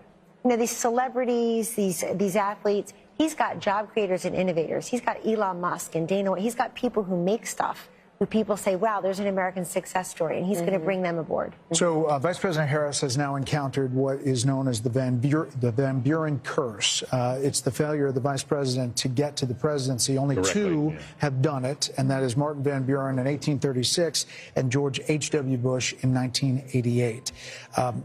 You know, the question is what the Republican Party looks like now. And Kayleigh, it's a multiracial party, to your point. It's working class, and maybe it's the future. I mean, it's Elon Musk. It is Joe Rogan and podcast. It is, you know, there's an opportunity here on both parties to realign and change. There are going to be a lot of conversations that go on to that end. Who is the next standard bearer for President? Is it J.D. Vance? Is he the one who picks up the torch after a 4-year legacy-defining term with the success that Kellyanne's describing? Is it J.D. Vance that picks it up? There's going to be a conversation about ground game. I mean, Kamala Harris over the weekend, they were saying they were knocking 1,000 doors a minute, and I have no reason to doubt that. It was an extraordinary ground game, but do ground games matter as much as podcasts, as much as real, authentic, viral moments like President Trump on the garbage truck or, you know, President Trump at McDonald's, these viral moments that really captured the attention of the nation? And what does the Republican Party look like going forward? It's a broad coalition. It's an exciting coalition. And I think if President Trump manifests that working man agenda, no tax on tips, no, you know, limit on credit card interest rate, that's a working man's economic agenda. And if he makes that happen in 4 years, this party may look like this for quite some time. You know, I'm struck when you're talking about the authenticity part of this, because when I think about him with the French fries at McDonald's and standing up with blood on his face, fight, fight, fight, you can't fabricate, no, you know, consultant can create those moments, Trey. Those are organic and they are authentic. And I think that that is something that Kamala Harris fell really far short on in terms of the authenticity measure. Yeah, if you had told me that a billionaire from New York would be able to connect with middle America, I would have questioned that. To my friend, the gentleman from Tennessee, autopsies are painful, especially when the patient's still alive. I wonder what the Democrat Party is going to go through in the next weeks and months, because this was a loss that I don't think anyone saw coming, not to this magnitude. So what does the autopsy look like if you're a Democrat? It's painful, but you have to have one. How did you lose, and how did you lose this soundly? The easiest way to do it for them would be to simply say, if Joe Biden hadn't clung to the job, clung to the nomination, and hidden his condition with a lot of help, they could have had an open nominating process and gotten a more attractive nominee who would have been freer to walk away from Biden policies and would have had a better shot. I mean, I think that's the easiest, simplest solution, which. But I'm not sure that's where they'll go, but that makes sense. I don't think you can pass over an African-American female, which is a very loyal constituency for the Democrat Party. I don't see how they could have passed over. But if he'd left the office and she'd run, she would have been put through a different process and would have had competition, and the whole thing would have been different. Against her. You know? But I mean, but Harold, you have a Democratic Party that's pretty old.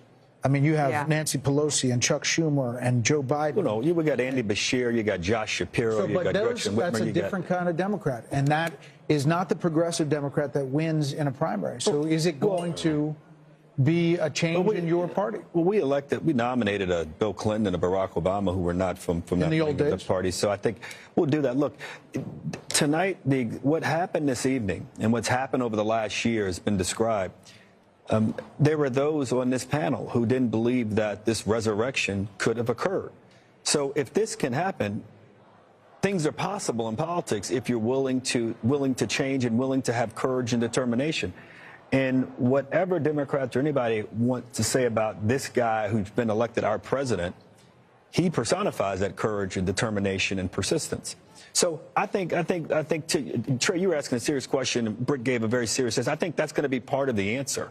And we've got to look long and hard about whether or not the way we campaign sometimes with identity politics at the end, is that the right way to do it? But before you get there, you got to get a purpose and a message. And we'll get there. We've got a long history of figuring these things out as a nation, as a party, and we'll figure it out this time. So the carnage speech got a lot of attention at the inauguration. Do we think that? Oh yeah. This speech. I was going way back. We're actually told that the teleprompters have been removed from the stage, so we could be in for a long haul here. We don't know. But what do you think? You know, he's coming, but there may not be teleprompters. I'm saying he goes off the teleprompter anyway. But he, the other night at the Al Smith dinner, he was upset that there were teleprompters, because he doesn't want to use them. So. Right. So, Dana, what does this speech look like? This one right now? Yeah. I think look, I don't know. He's one of the most unpredictable people, too. So I think that's why we're all here, and I'm wide awake, and I've been awake for almost 24 hours now. And I am curious to see. I think I wasn't just thinking about this speech. I'm thinking about the inauguration speech, which would be 8 years since Carnage speech. He has a wide range of the types of speeches that he can give. If you think even within a speech, there's range. If you think about the RNC convention, it started off with like, oh, wow, yeah. And then after a while, it was like, wow, he's still talking. And it was like so long, and it kind of got off script, and people thought, oh, he kind of lost opportunity.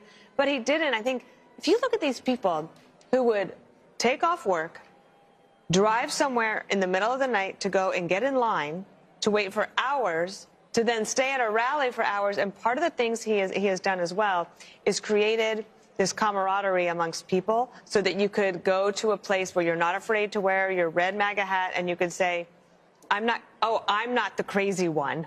I'm not the only one who thinks the way that I do. I can actually have friends. And that doesn't mean that there shouldn't be outreach to the other side. I believe in love thy neighbor. I love all of that. But he has created something special here. So I kind of want him to take a victory lap tonight. I don't think this is necessarily the moment for unity, especially when she won't even concede and give him the night to celebrate.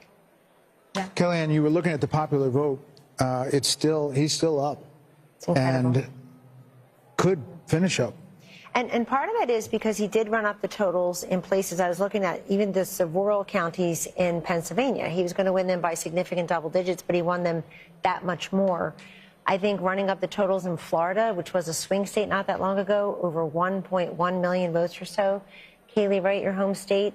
And this is, look, I think that when the Democrats take a look at this candidacy, it's not going to be, did she have too much time, not enough time? She's just a flawed candidate. She doesn't speak well. She doesn't work hard. I'm not being mean or partisan.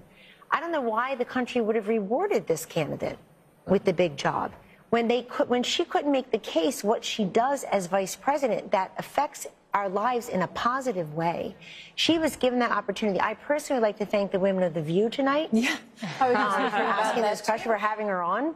Oprah, we see you, and so on and so forth. People who thought they were doing her a favor because they made her something she's not. It's the opposite for Trump. They make him something he's not.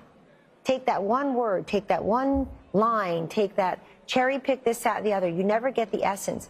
I go back, does everybody remember 5 years ago, so Laurel and Yanny, or what color dress? You hear Laurel, I hear Yanny. You see a blue dress, I see a yellow dress. We were all looking at the same thing.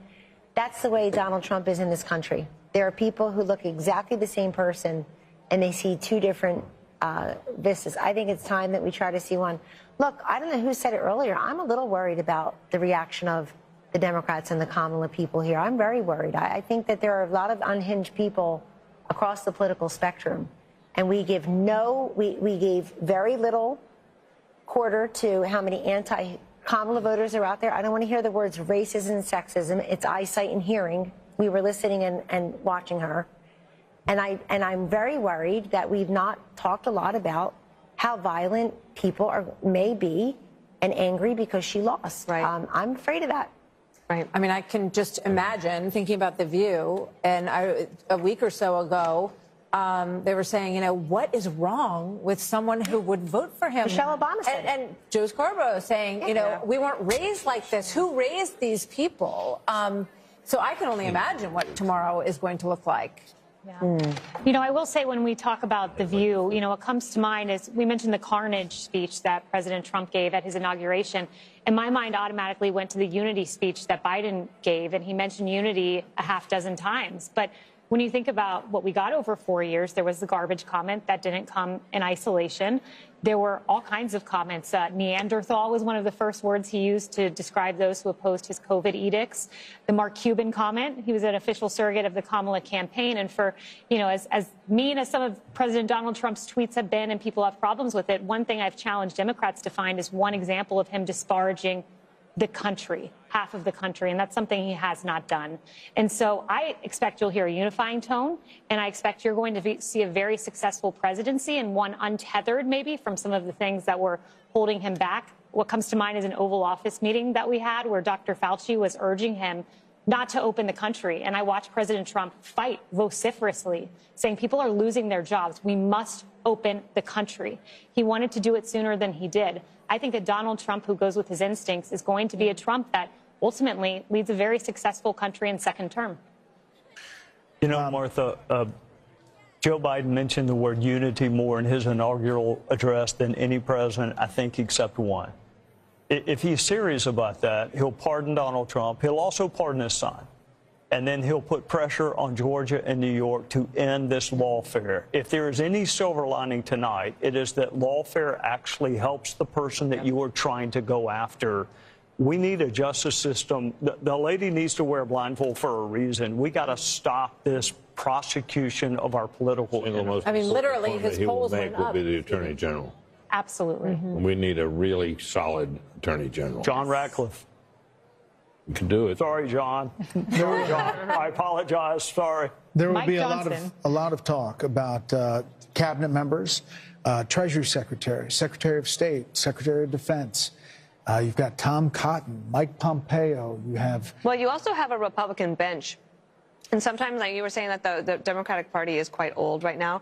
There's not a great bench, although there are some, and especially, but when you take governors out of states, then you leave a hole and then they have to build up that bench back up. But the Republican bench is pretty strong right now. There you see Doug Burgum and Vivek Ramaswamy, Steve Wynn, and his lovely wife Andrea.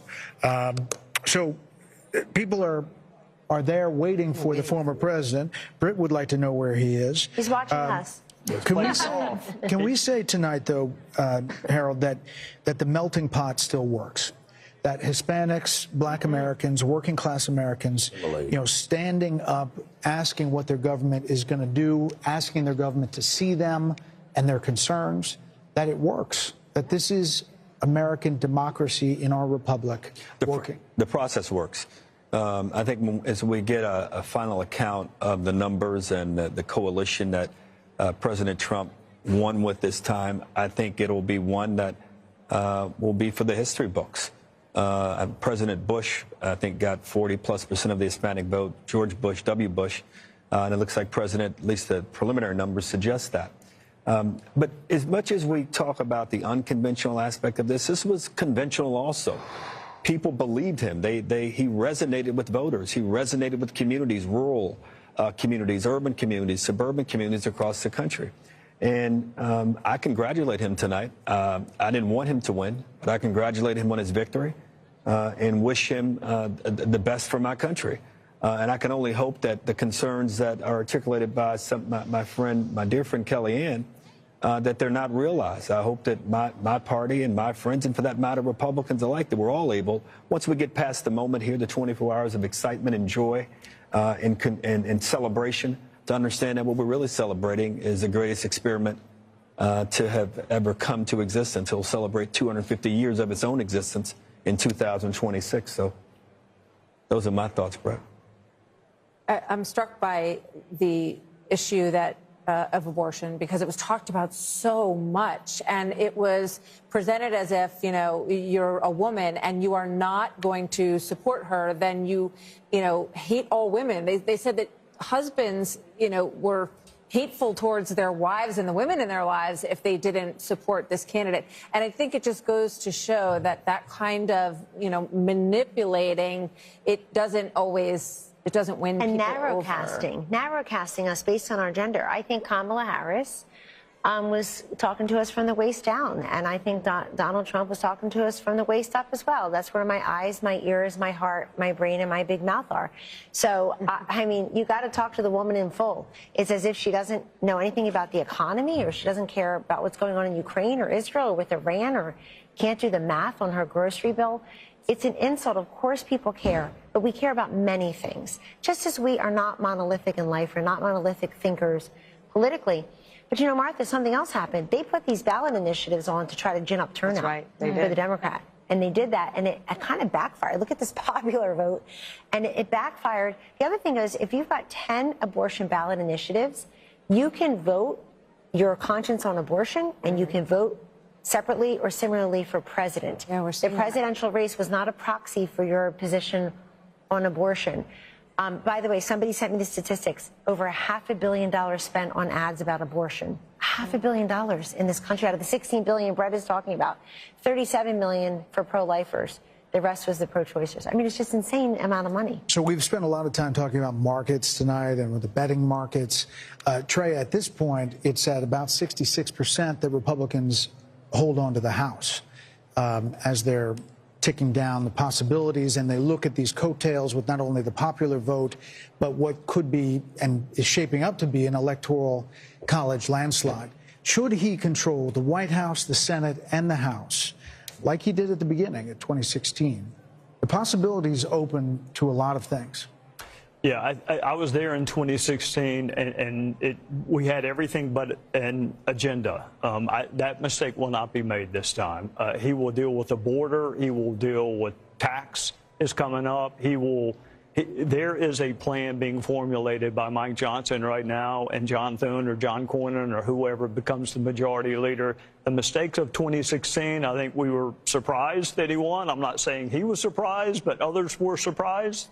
The other thing I would remind you, Brett, when he won in 2016, do you recall what he said about Hillary Clinton? she's been through enough. There was a lot of pressure to prosecute her. He said she's been through enough. I wish my Democrat friends would say the same thing about him and say enough is enough. Drop the cases in New York and Georgia. Biden shouldn't wait on Donald Trump to end these federal cases. They should be ended by Joe Biden. If you really want unity, then quit using lawfare to divide the country. Quit using the justice system to try to win political races. We are still following these Senate races, and as we wait for the former president, by the way, there's Nigel Farage there talking in the crowd there. Britt, this is remarkable in that some of these races were not even suspected to be close, expected to be close. Mike Rogers, he was a long shot at one point against Alyssa Slotkin. Good candidate. In Michigan, good candidate. Strong candidate. Former chairman of the House Intelligence Committee. Right. Attractive guy. But Sam Brown was left essentially. He was not going to win. He was not on anybody's list. Nope. Likely switch. Not getting much money or attention. No, but I think he's a competent candidate. Once again, we have. By the way, there's Sam Brown right there, 48.1 to 47.2, 80% in over Jackie Rosen. It renews our understanding that candidate quality matters. Yep. In this cycle, Republicans in the Senate races in particular fielded some pretty darn good candidates that gave them a shot in states where Republicans often face an uphill battle. And the fact that, it looks like it won't be just a squeaker, there might be a little margin there for Republicans in the Senate is testament to that. Let's see what Wisconsin is, guys. Can we put up Havdi in Wisconsin? Standing. Ladies and gentlemen, please welcome President-elect Donald J. Trump, First Lady Melania Trump, and the Trump family, accompanied by Vice President-elect J.D. Vance, Second Lady Usha Vance, along with friends and campaign staff. And I'm proud to be an American, where at least I know I'm free. And I won't forget the men who died, who gave that right to me. And I gladly stand up next to you and defend her still today. 'Cause there ain't no doubt I love this land. God bless the USA.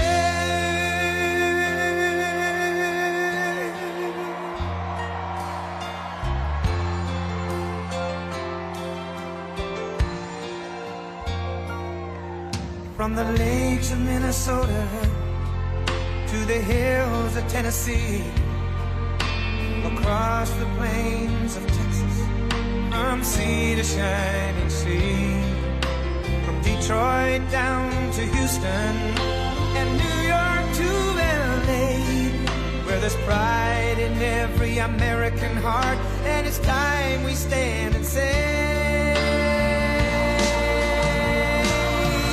that I'm proud to be an American, where at least I know I'm free.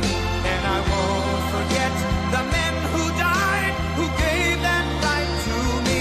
And I gladly stand up next to you and defend her still today. 'Cause there ain't no doubt I love this land. God bless the USA.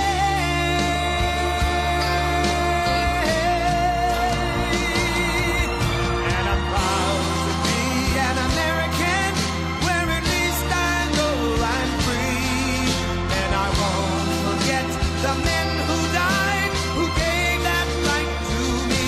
And I gladly stand up next to you and defend her still today.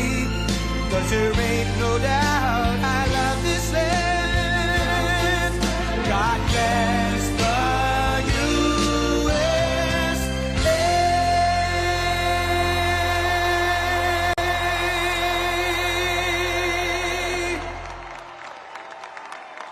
Thank you very much. Wow.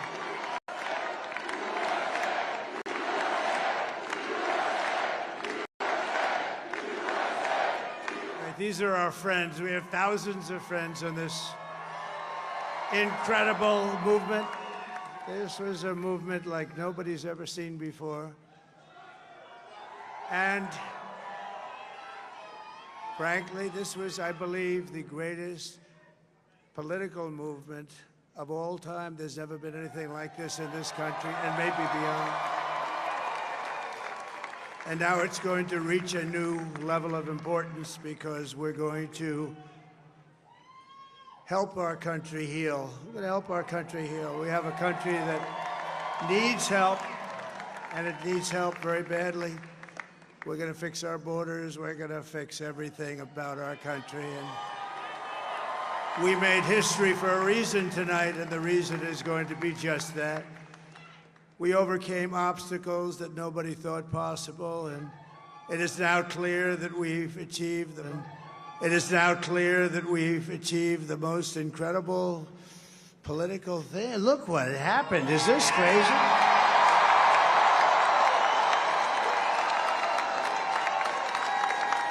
But it's a political victory that our country has never seen before, nothing like this. I want to thank the American people for the extraordinary honor of being elected your 47th president and your 45th president. And to every citizen, I will fight for you, for your family, and your future. Every single day, I will be fighting for you, and with every breath in my body, I will not rest until we have delivered the strong, safe, and prosperous America that our children deserve and that you deserve. This will truly be the golden age of America. That's what we have to have. This is a magnificent victory for the American people that will allow us to make America great again. Oh, we're gonna. And in addition to having won the battleground states of North Carolina, I love these places, Georgia, Pennsylvania, and Wisconsin,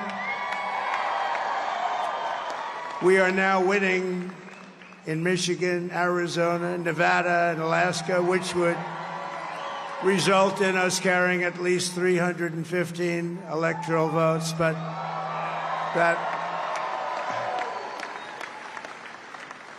it's much easier doing what the networks did or whoever called it, because there was no other path. There was no other path to victory. We also have won the popular vote. That was great. Very proud of that.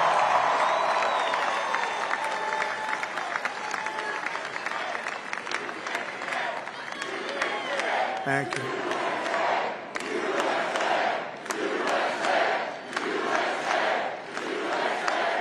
Thank you very much. Thank you. Now, winning the popular vote was very nice, I will tell you.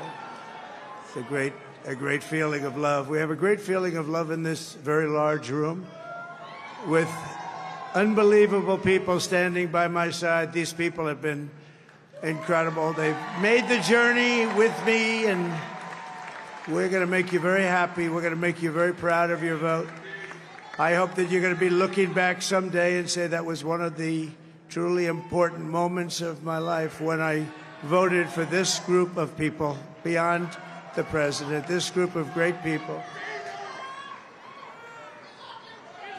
America has given us an unprecedented and powerful mandate. We have taken back control of the Senate. Wow, that's good.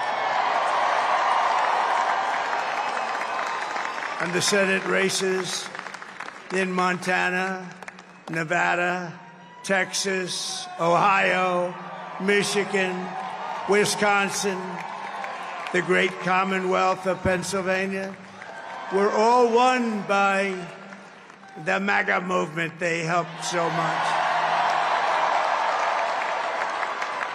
And in those cases, every one of them, we worked with the senators. They were tough races, and I mean, the number of victories in the Senate was absolutely incredible. And we did tele-rallies. We did tele-rallies with each one of them. And sometimes we did 2 or 3 and it was amazing to look at all of those victories. Nobody expected that, nobody.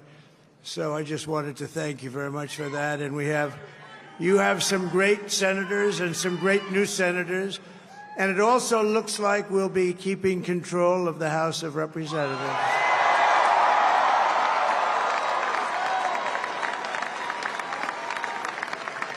And I want to thank Mike Johnson. I think he's doing a terrific job. Terrific job. I want to also thank my beautiful wife, Melania, First Lady.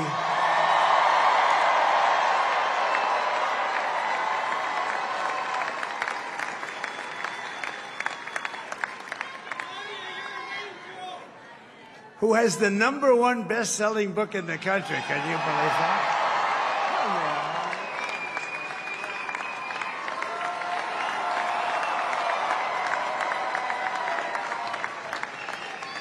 Oh, no, she's done a great job, works very hard to help people. So I just want to thank her. But I want to thank my whole family, my amazing children, and they are amazing children. Now, we all think our children are amazing. Everybody here thinks their children are amazing, but that's a good thing when you think they are. But Don, Eric, Ivanka, Tiffany, Barron, Laura, Jared, Kimberly, Michael, thank you all. What a help. What a great.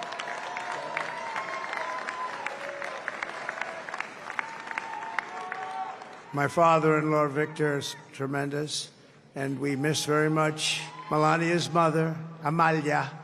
We miss Amalia, don't we, huh? She would be very happy right now, standing on this stage. She'd be so proud. She was a great woman, that one. Beautiful inside and out. She was a great woman. I want to be the first to congratulate our great, now I can say, Vice President-elect of the United States, J.D. Vance.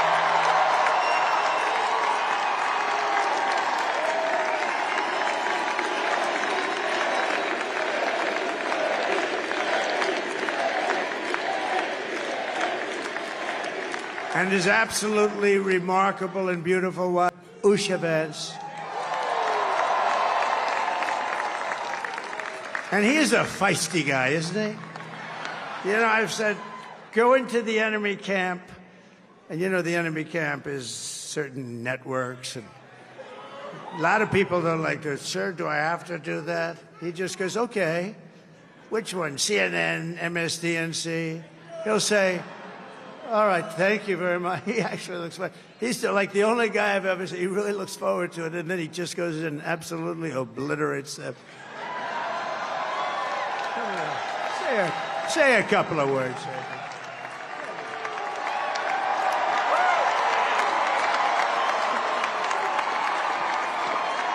Wild.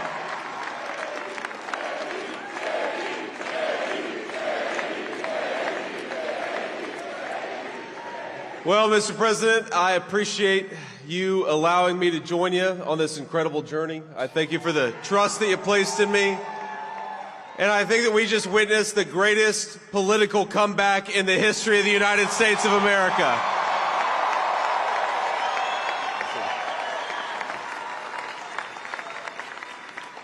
And under President Trump's leadership, we're never going to stop fighting for you, for your dreams, for the future of your children. And after the greatest political comeback in American history, we're going to lead the greatest economic comeback in American history under Donald Trump's leadership.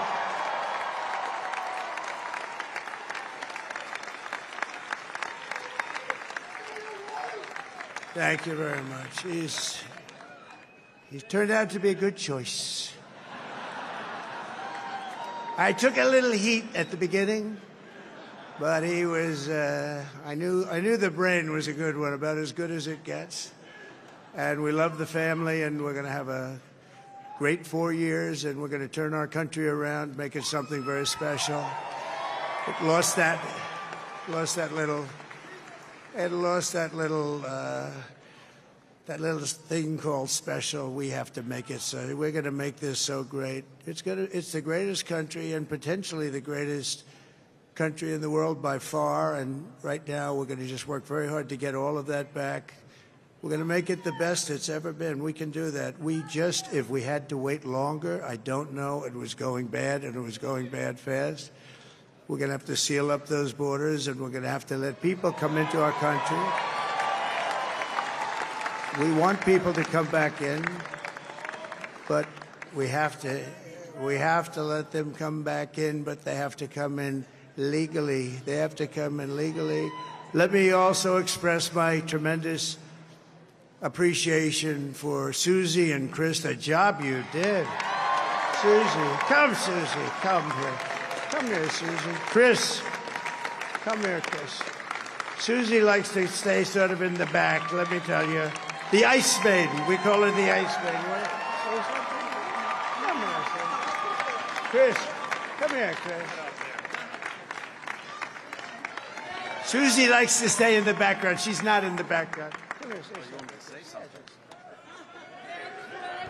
This wasn't expected, but I just want to thank, obviously, President Trump for this journey. It was a great one, and he's a hell of a candidate, and he's going to be a hell of a great 47th president. And this team that we had, the best team, and, of course, even my boss, Susie Wiles, the best. Thank you. Thank you, and thank you, Susie. Look at her. She's shy. I've never seen her be shy before. Susie. They're great. Everybody up here is great. Everybody up here is very special. But the Trump, who did you say? Oh, let me tell you, we have a new star. A star is born, Elon. Now he is. Now he's an amazing guy. We were sitting together tonight. You know, he spent 2 weeks in Philadelphia and different parts of Pennsylvania campaigning. You know, he sent the rocket up 2 weeks ago, and I saw that rocket, and I saw it coming down. I saw it. It was, when it left, it was beautiful, shiny white. When it came down, it didn't look so pretty. It was going 10,000 miles an hour, and it was burning like hell. I said, what happened to your paint job? He said, we've never made a paint that could withstand that kind of heat. And but I saw it come down and turn around. And it was, you know, it's like 22 stories tall, by the way. It looks a little smaller than that, but it's big. And it came down, and you saw that fire burning. And I'm saying, only Elon can do this. It must be an Elon.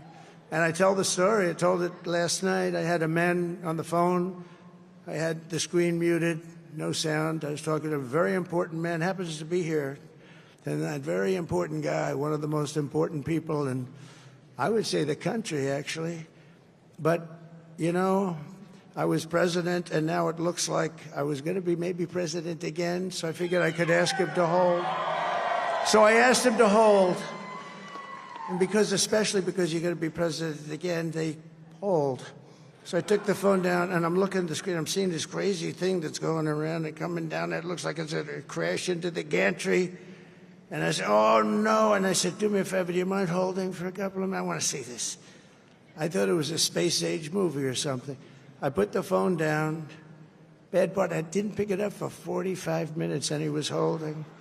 But this spaceship came down, and I saw those engines firing, and it looked like it was over. It was going to smash, and then I saw the fire pour out from the left side, and it put it straight, and it came down so gently, and then it wrapped those arms around it, and it held it, and just like you hold your baby at night, your little baby. And it was a beautiful thing to see, and I called Elon. I said, Elon, was that you? He said, yes, it was.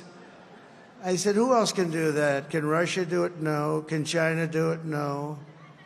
Can the United States do it other than you? No, nobody can do that. I said, that's why I love you, Elon. That's great. And you know, when we had the tragic Hurricane Helene, and it hit North Carolina, they were really devastated, the water. This was a big water, as big as we've ever seen, water hurricane. It built lakes out of nothing. Fields became lakes, and the danger was unbelievable. And the people from North Carolina came to me and they said, would it be possible, at all possible, for you to speak to Elon Musk? We need Starlink. I said, what's Starlink? It's a form of communication. So I called Elon, and I'll tell you what, he had, and it was very dangerous. People would die. They had no communication. All the wires were down. I called Elon Musk. I said, Elon, you have something called Starlink. Is that right? Yes, I do. What the hell is it? He said, it's a communication system that's very good. I said, Elon, they need it really, really badly in North Carolina. Can you get it? He had that there so fast. It was incredible. So, and it was great. It saved a lot of lives. He saved a lot of lives. But he's a character. He's a special guy. He's a super genius. We have to protect our geniuses. We don't have that many of them. We have to protect our super geniuses. I want to thank some of the guys. You know, we have up here today the U.S. Open champion. He's a fantastic golfer. He's slightly longer than me. It's a ball a little bit longer than me. Just a little bit. Bryson DeChambeau is up here someplace. What happened to Bryson? Where is he? Bryson. Oh, he was shot. He's hitting balls. Oh, he's on the way. He's hitting balls. Bryson. Oh, look at him.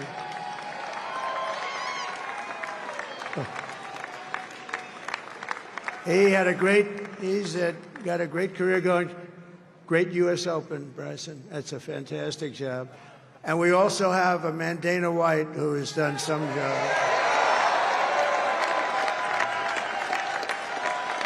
He's a tough guy.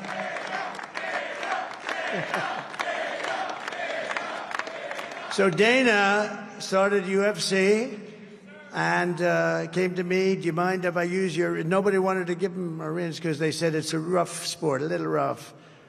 And I helped him out a little bit, and I went, and they said, this is the roughest sport I've ever seen, but I began to like it, and he loved it, and nobody's done a better job in sports. And you know, he's a very motivational kind of a guy, what he does. He gets these fighters, and they really go at it, and it's become one of the most successful sports enterprises anywhere at any time.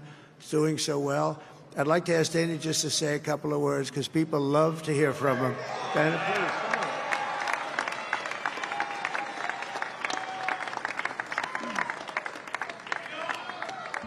please. Nobody deserves this more than him, and nobody deserves this more than his family does. This is what happens when the machine comes after you. What you've seen over the last several years, this is what it looks like. Couldn't stop him. He keeps going forward. He doesn't quit. He's the most resilient, hard-working man I've ever met in my life. His family are incredible people. This is karma, ladies and gentlemen. He deserves this. They deserve it as a family. I want to thank some people real quick. I want to thank the Nelk boys, Aiden Ross, Theo Vaughn, Bussin' with the Boys, and last but not least, the mighty and powerful Joe Rogan. And thank you, America. Thank you. Have a good night.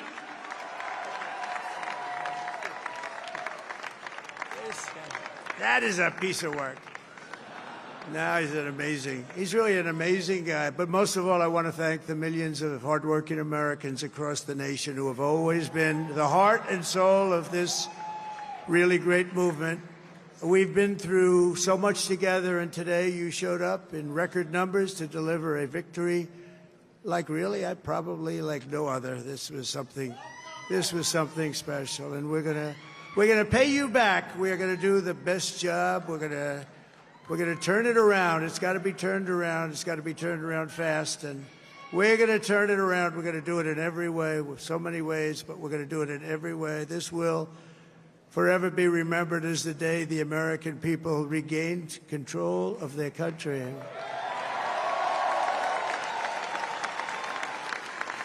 So I just want to say that on behalf of this great group of people, these are hard-working people. These are fantastic people, and we can add a few names like Robert F. Kennedy Jr. He came in. And he's going to help make America healthy again.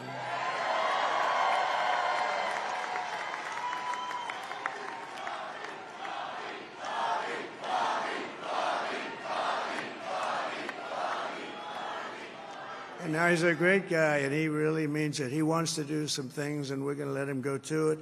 I just said, but, Bobby, leave the oil to me. We have more liquid gold, oil and gas. We have more liquid gold than any country in the world, more than Saudi Arabia. We have more than Russia. Bobby, stay away from the liquid gold. Other than that, go have a good time, Bobby. We're going to be paying down debt. We're going to be reducing taxes. We can do things that nobody else can do. Nobody else is going to be able to do it. China doesn't have what we have. Nobody has what we have. But we have the greatest people also. Maybe that's the most important thing. This campaign has been so historic in so many ways. We've built the biggest, the broadest, the most unified coalition. They've never seen anything like it in all of American history. They've never seen it. Young and old, men and women, rural and urban. And we had them all helping us tonight. When you think, I mean, I was looking at it, I was watching it. They had some great analysis of the people that voted for us. Nobody's ever seen anything like that. They came from all corners, union, non-union, African American, Hispanic American, Asian American, Arab American, Muslim American. We had everybody, and it was beautiful. It was a historic realignment, uniting citizens of all backgrounds around a common core of common sense. You know, we're the party of common sense. We want to have borders. We want to have security. We want to have things be good, safe. We want great education. We want a strong and powerful military, and ideally we don't have to use it. You know, we had no wars. 4 years we had no wars, except we defeated ISIS. We defeated ISIS in record time, but we had no wars. They said, he will start a war. I'm not going to start a war. I'm going to stop wars. But this is also a massive victory for democracy and for freedom. Together we're going to unlock America's glorious destiny, and we're going to achieve the most incredible future for our people. Yesterday, as I stood at my last stop on the campaign trail, I'll never be doing a rally again. Can you believe it? I think we've done 900 rallies approximately from them. Can you imagine? 901, something, a lot of rallies. And it was sad. Everybody was sad. Many people, I said, this is our last rally. But now we're going on to something that's far more important, because the rallies were used for us to be put in this position where we can really help our country. That's what we're going to do. We're going to make our country better than it ever has been. And I said that many people have told me that God spared my life for a reason.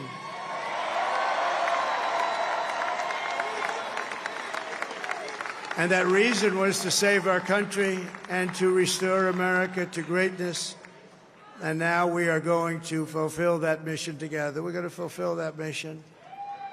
The task before us will not be easy, but I will bring every ounce of energy, spirit, and fight that I have in my soul to the job that you've entrusted to me. This is a great job. There's no job like this. This is the most important job in the world. Just as I did in my first term, we had a great first term, a great, great first term. I will govern by a simple motto: promises made, promises kept. We're going to keep our promises. Nothing will stop me from keeping my word to you, the people. We will make America safe, strong, prosperous, powerful, and free again. And I'm asking every citizen all across our land to join me in this noble and righteous endeavor. That's what it is. It's time to put the divisions of the past 4 years behind us. It's time to unite. And we're going to try. We're going to try. We have to try. And it's going to happen. Success will bring us together. I've seen that. I've seen that. I saw that in the first term when we became more and more successful. People started coming together. Success is going to bring us together, and we are going to start by all putting America first. We have to put our country first for at least a period of time. We have to fix it. Because together we can truly make America great again for all Americans. So I want to just tell you what a great honor this is. I want to thank you. I will not let you down. America's future will be bigger, better, bolder, richer, safer, and stronger than it has ever been before. God bless you, and God bless America. Thank you very much. Thank you. Thank you very much.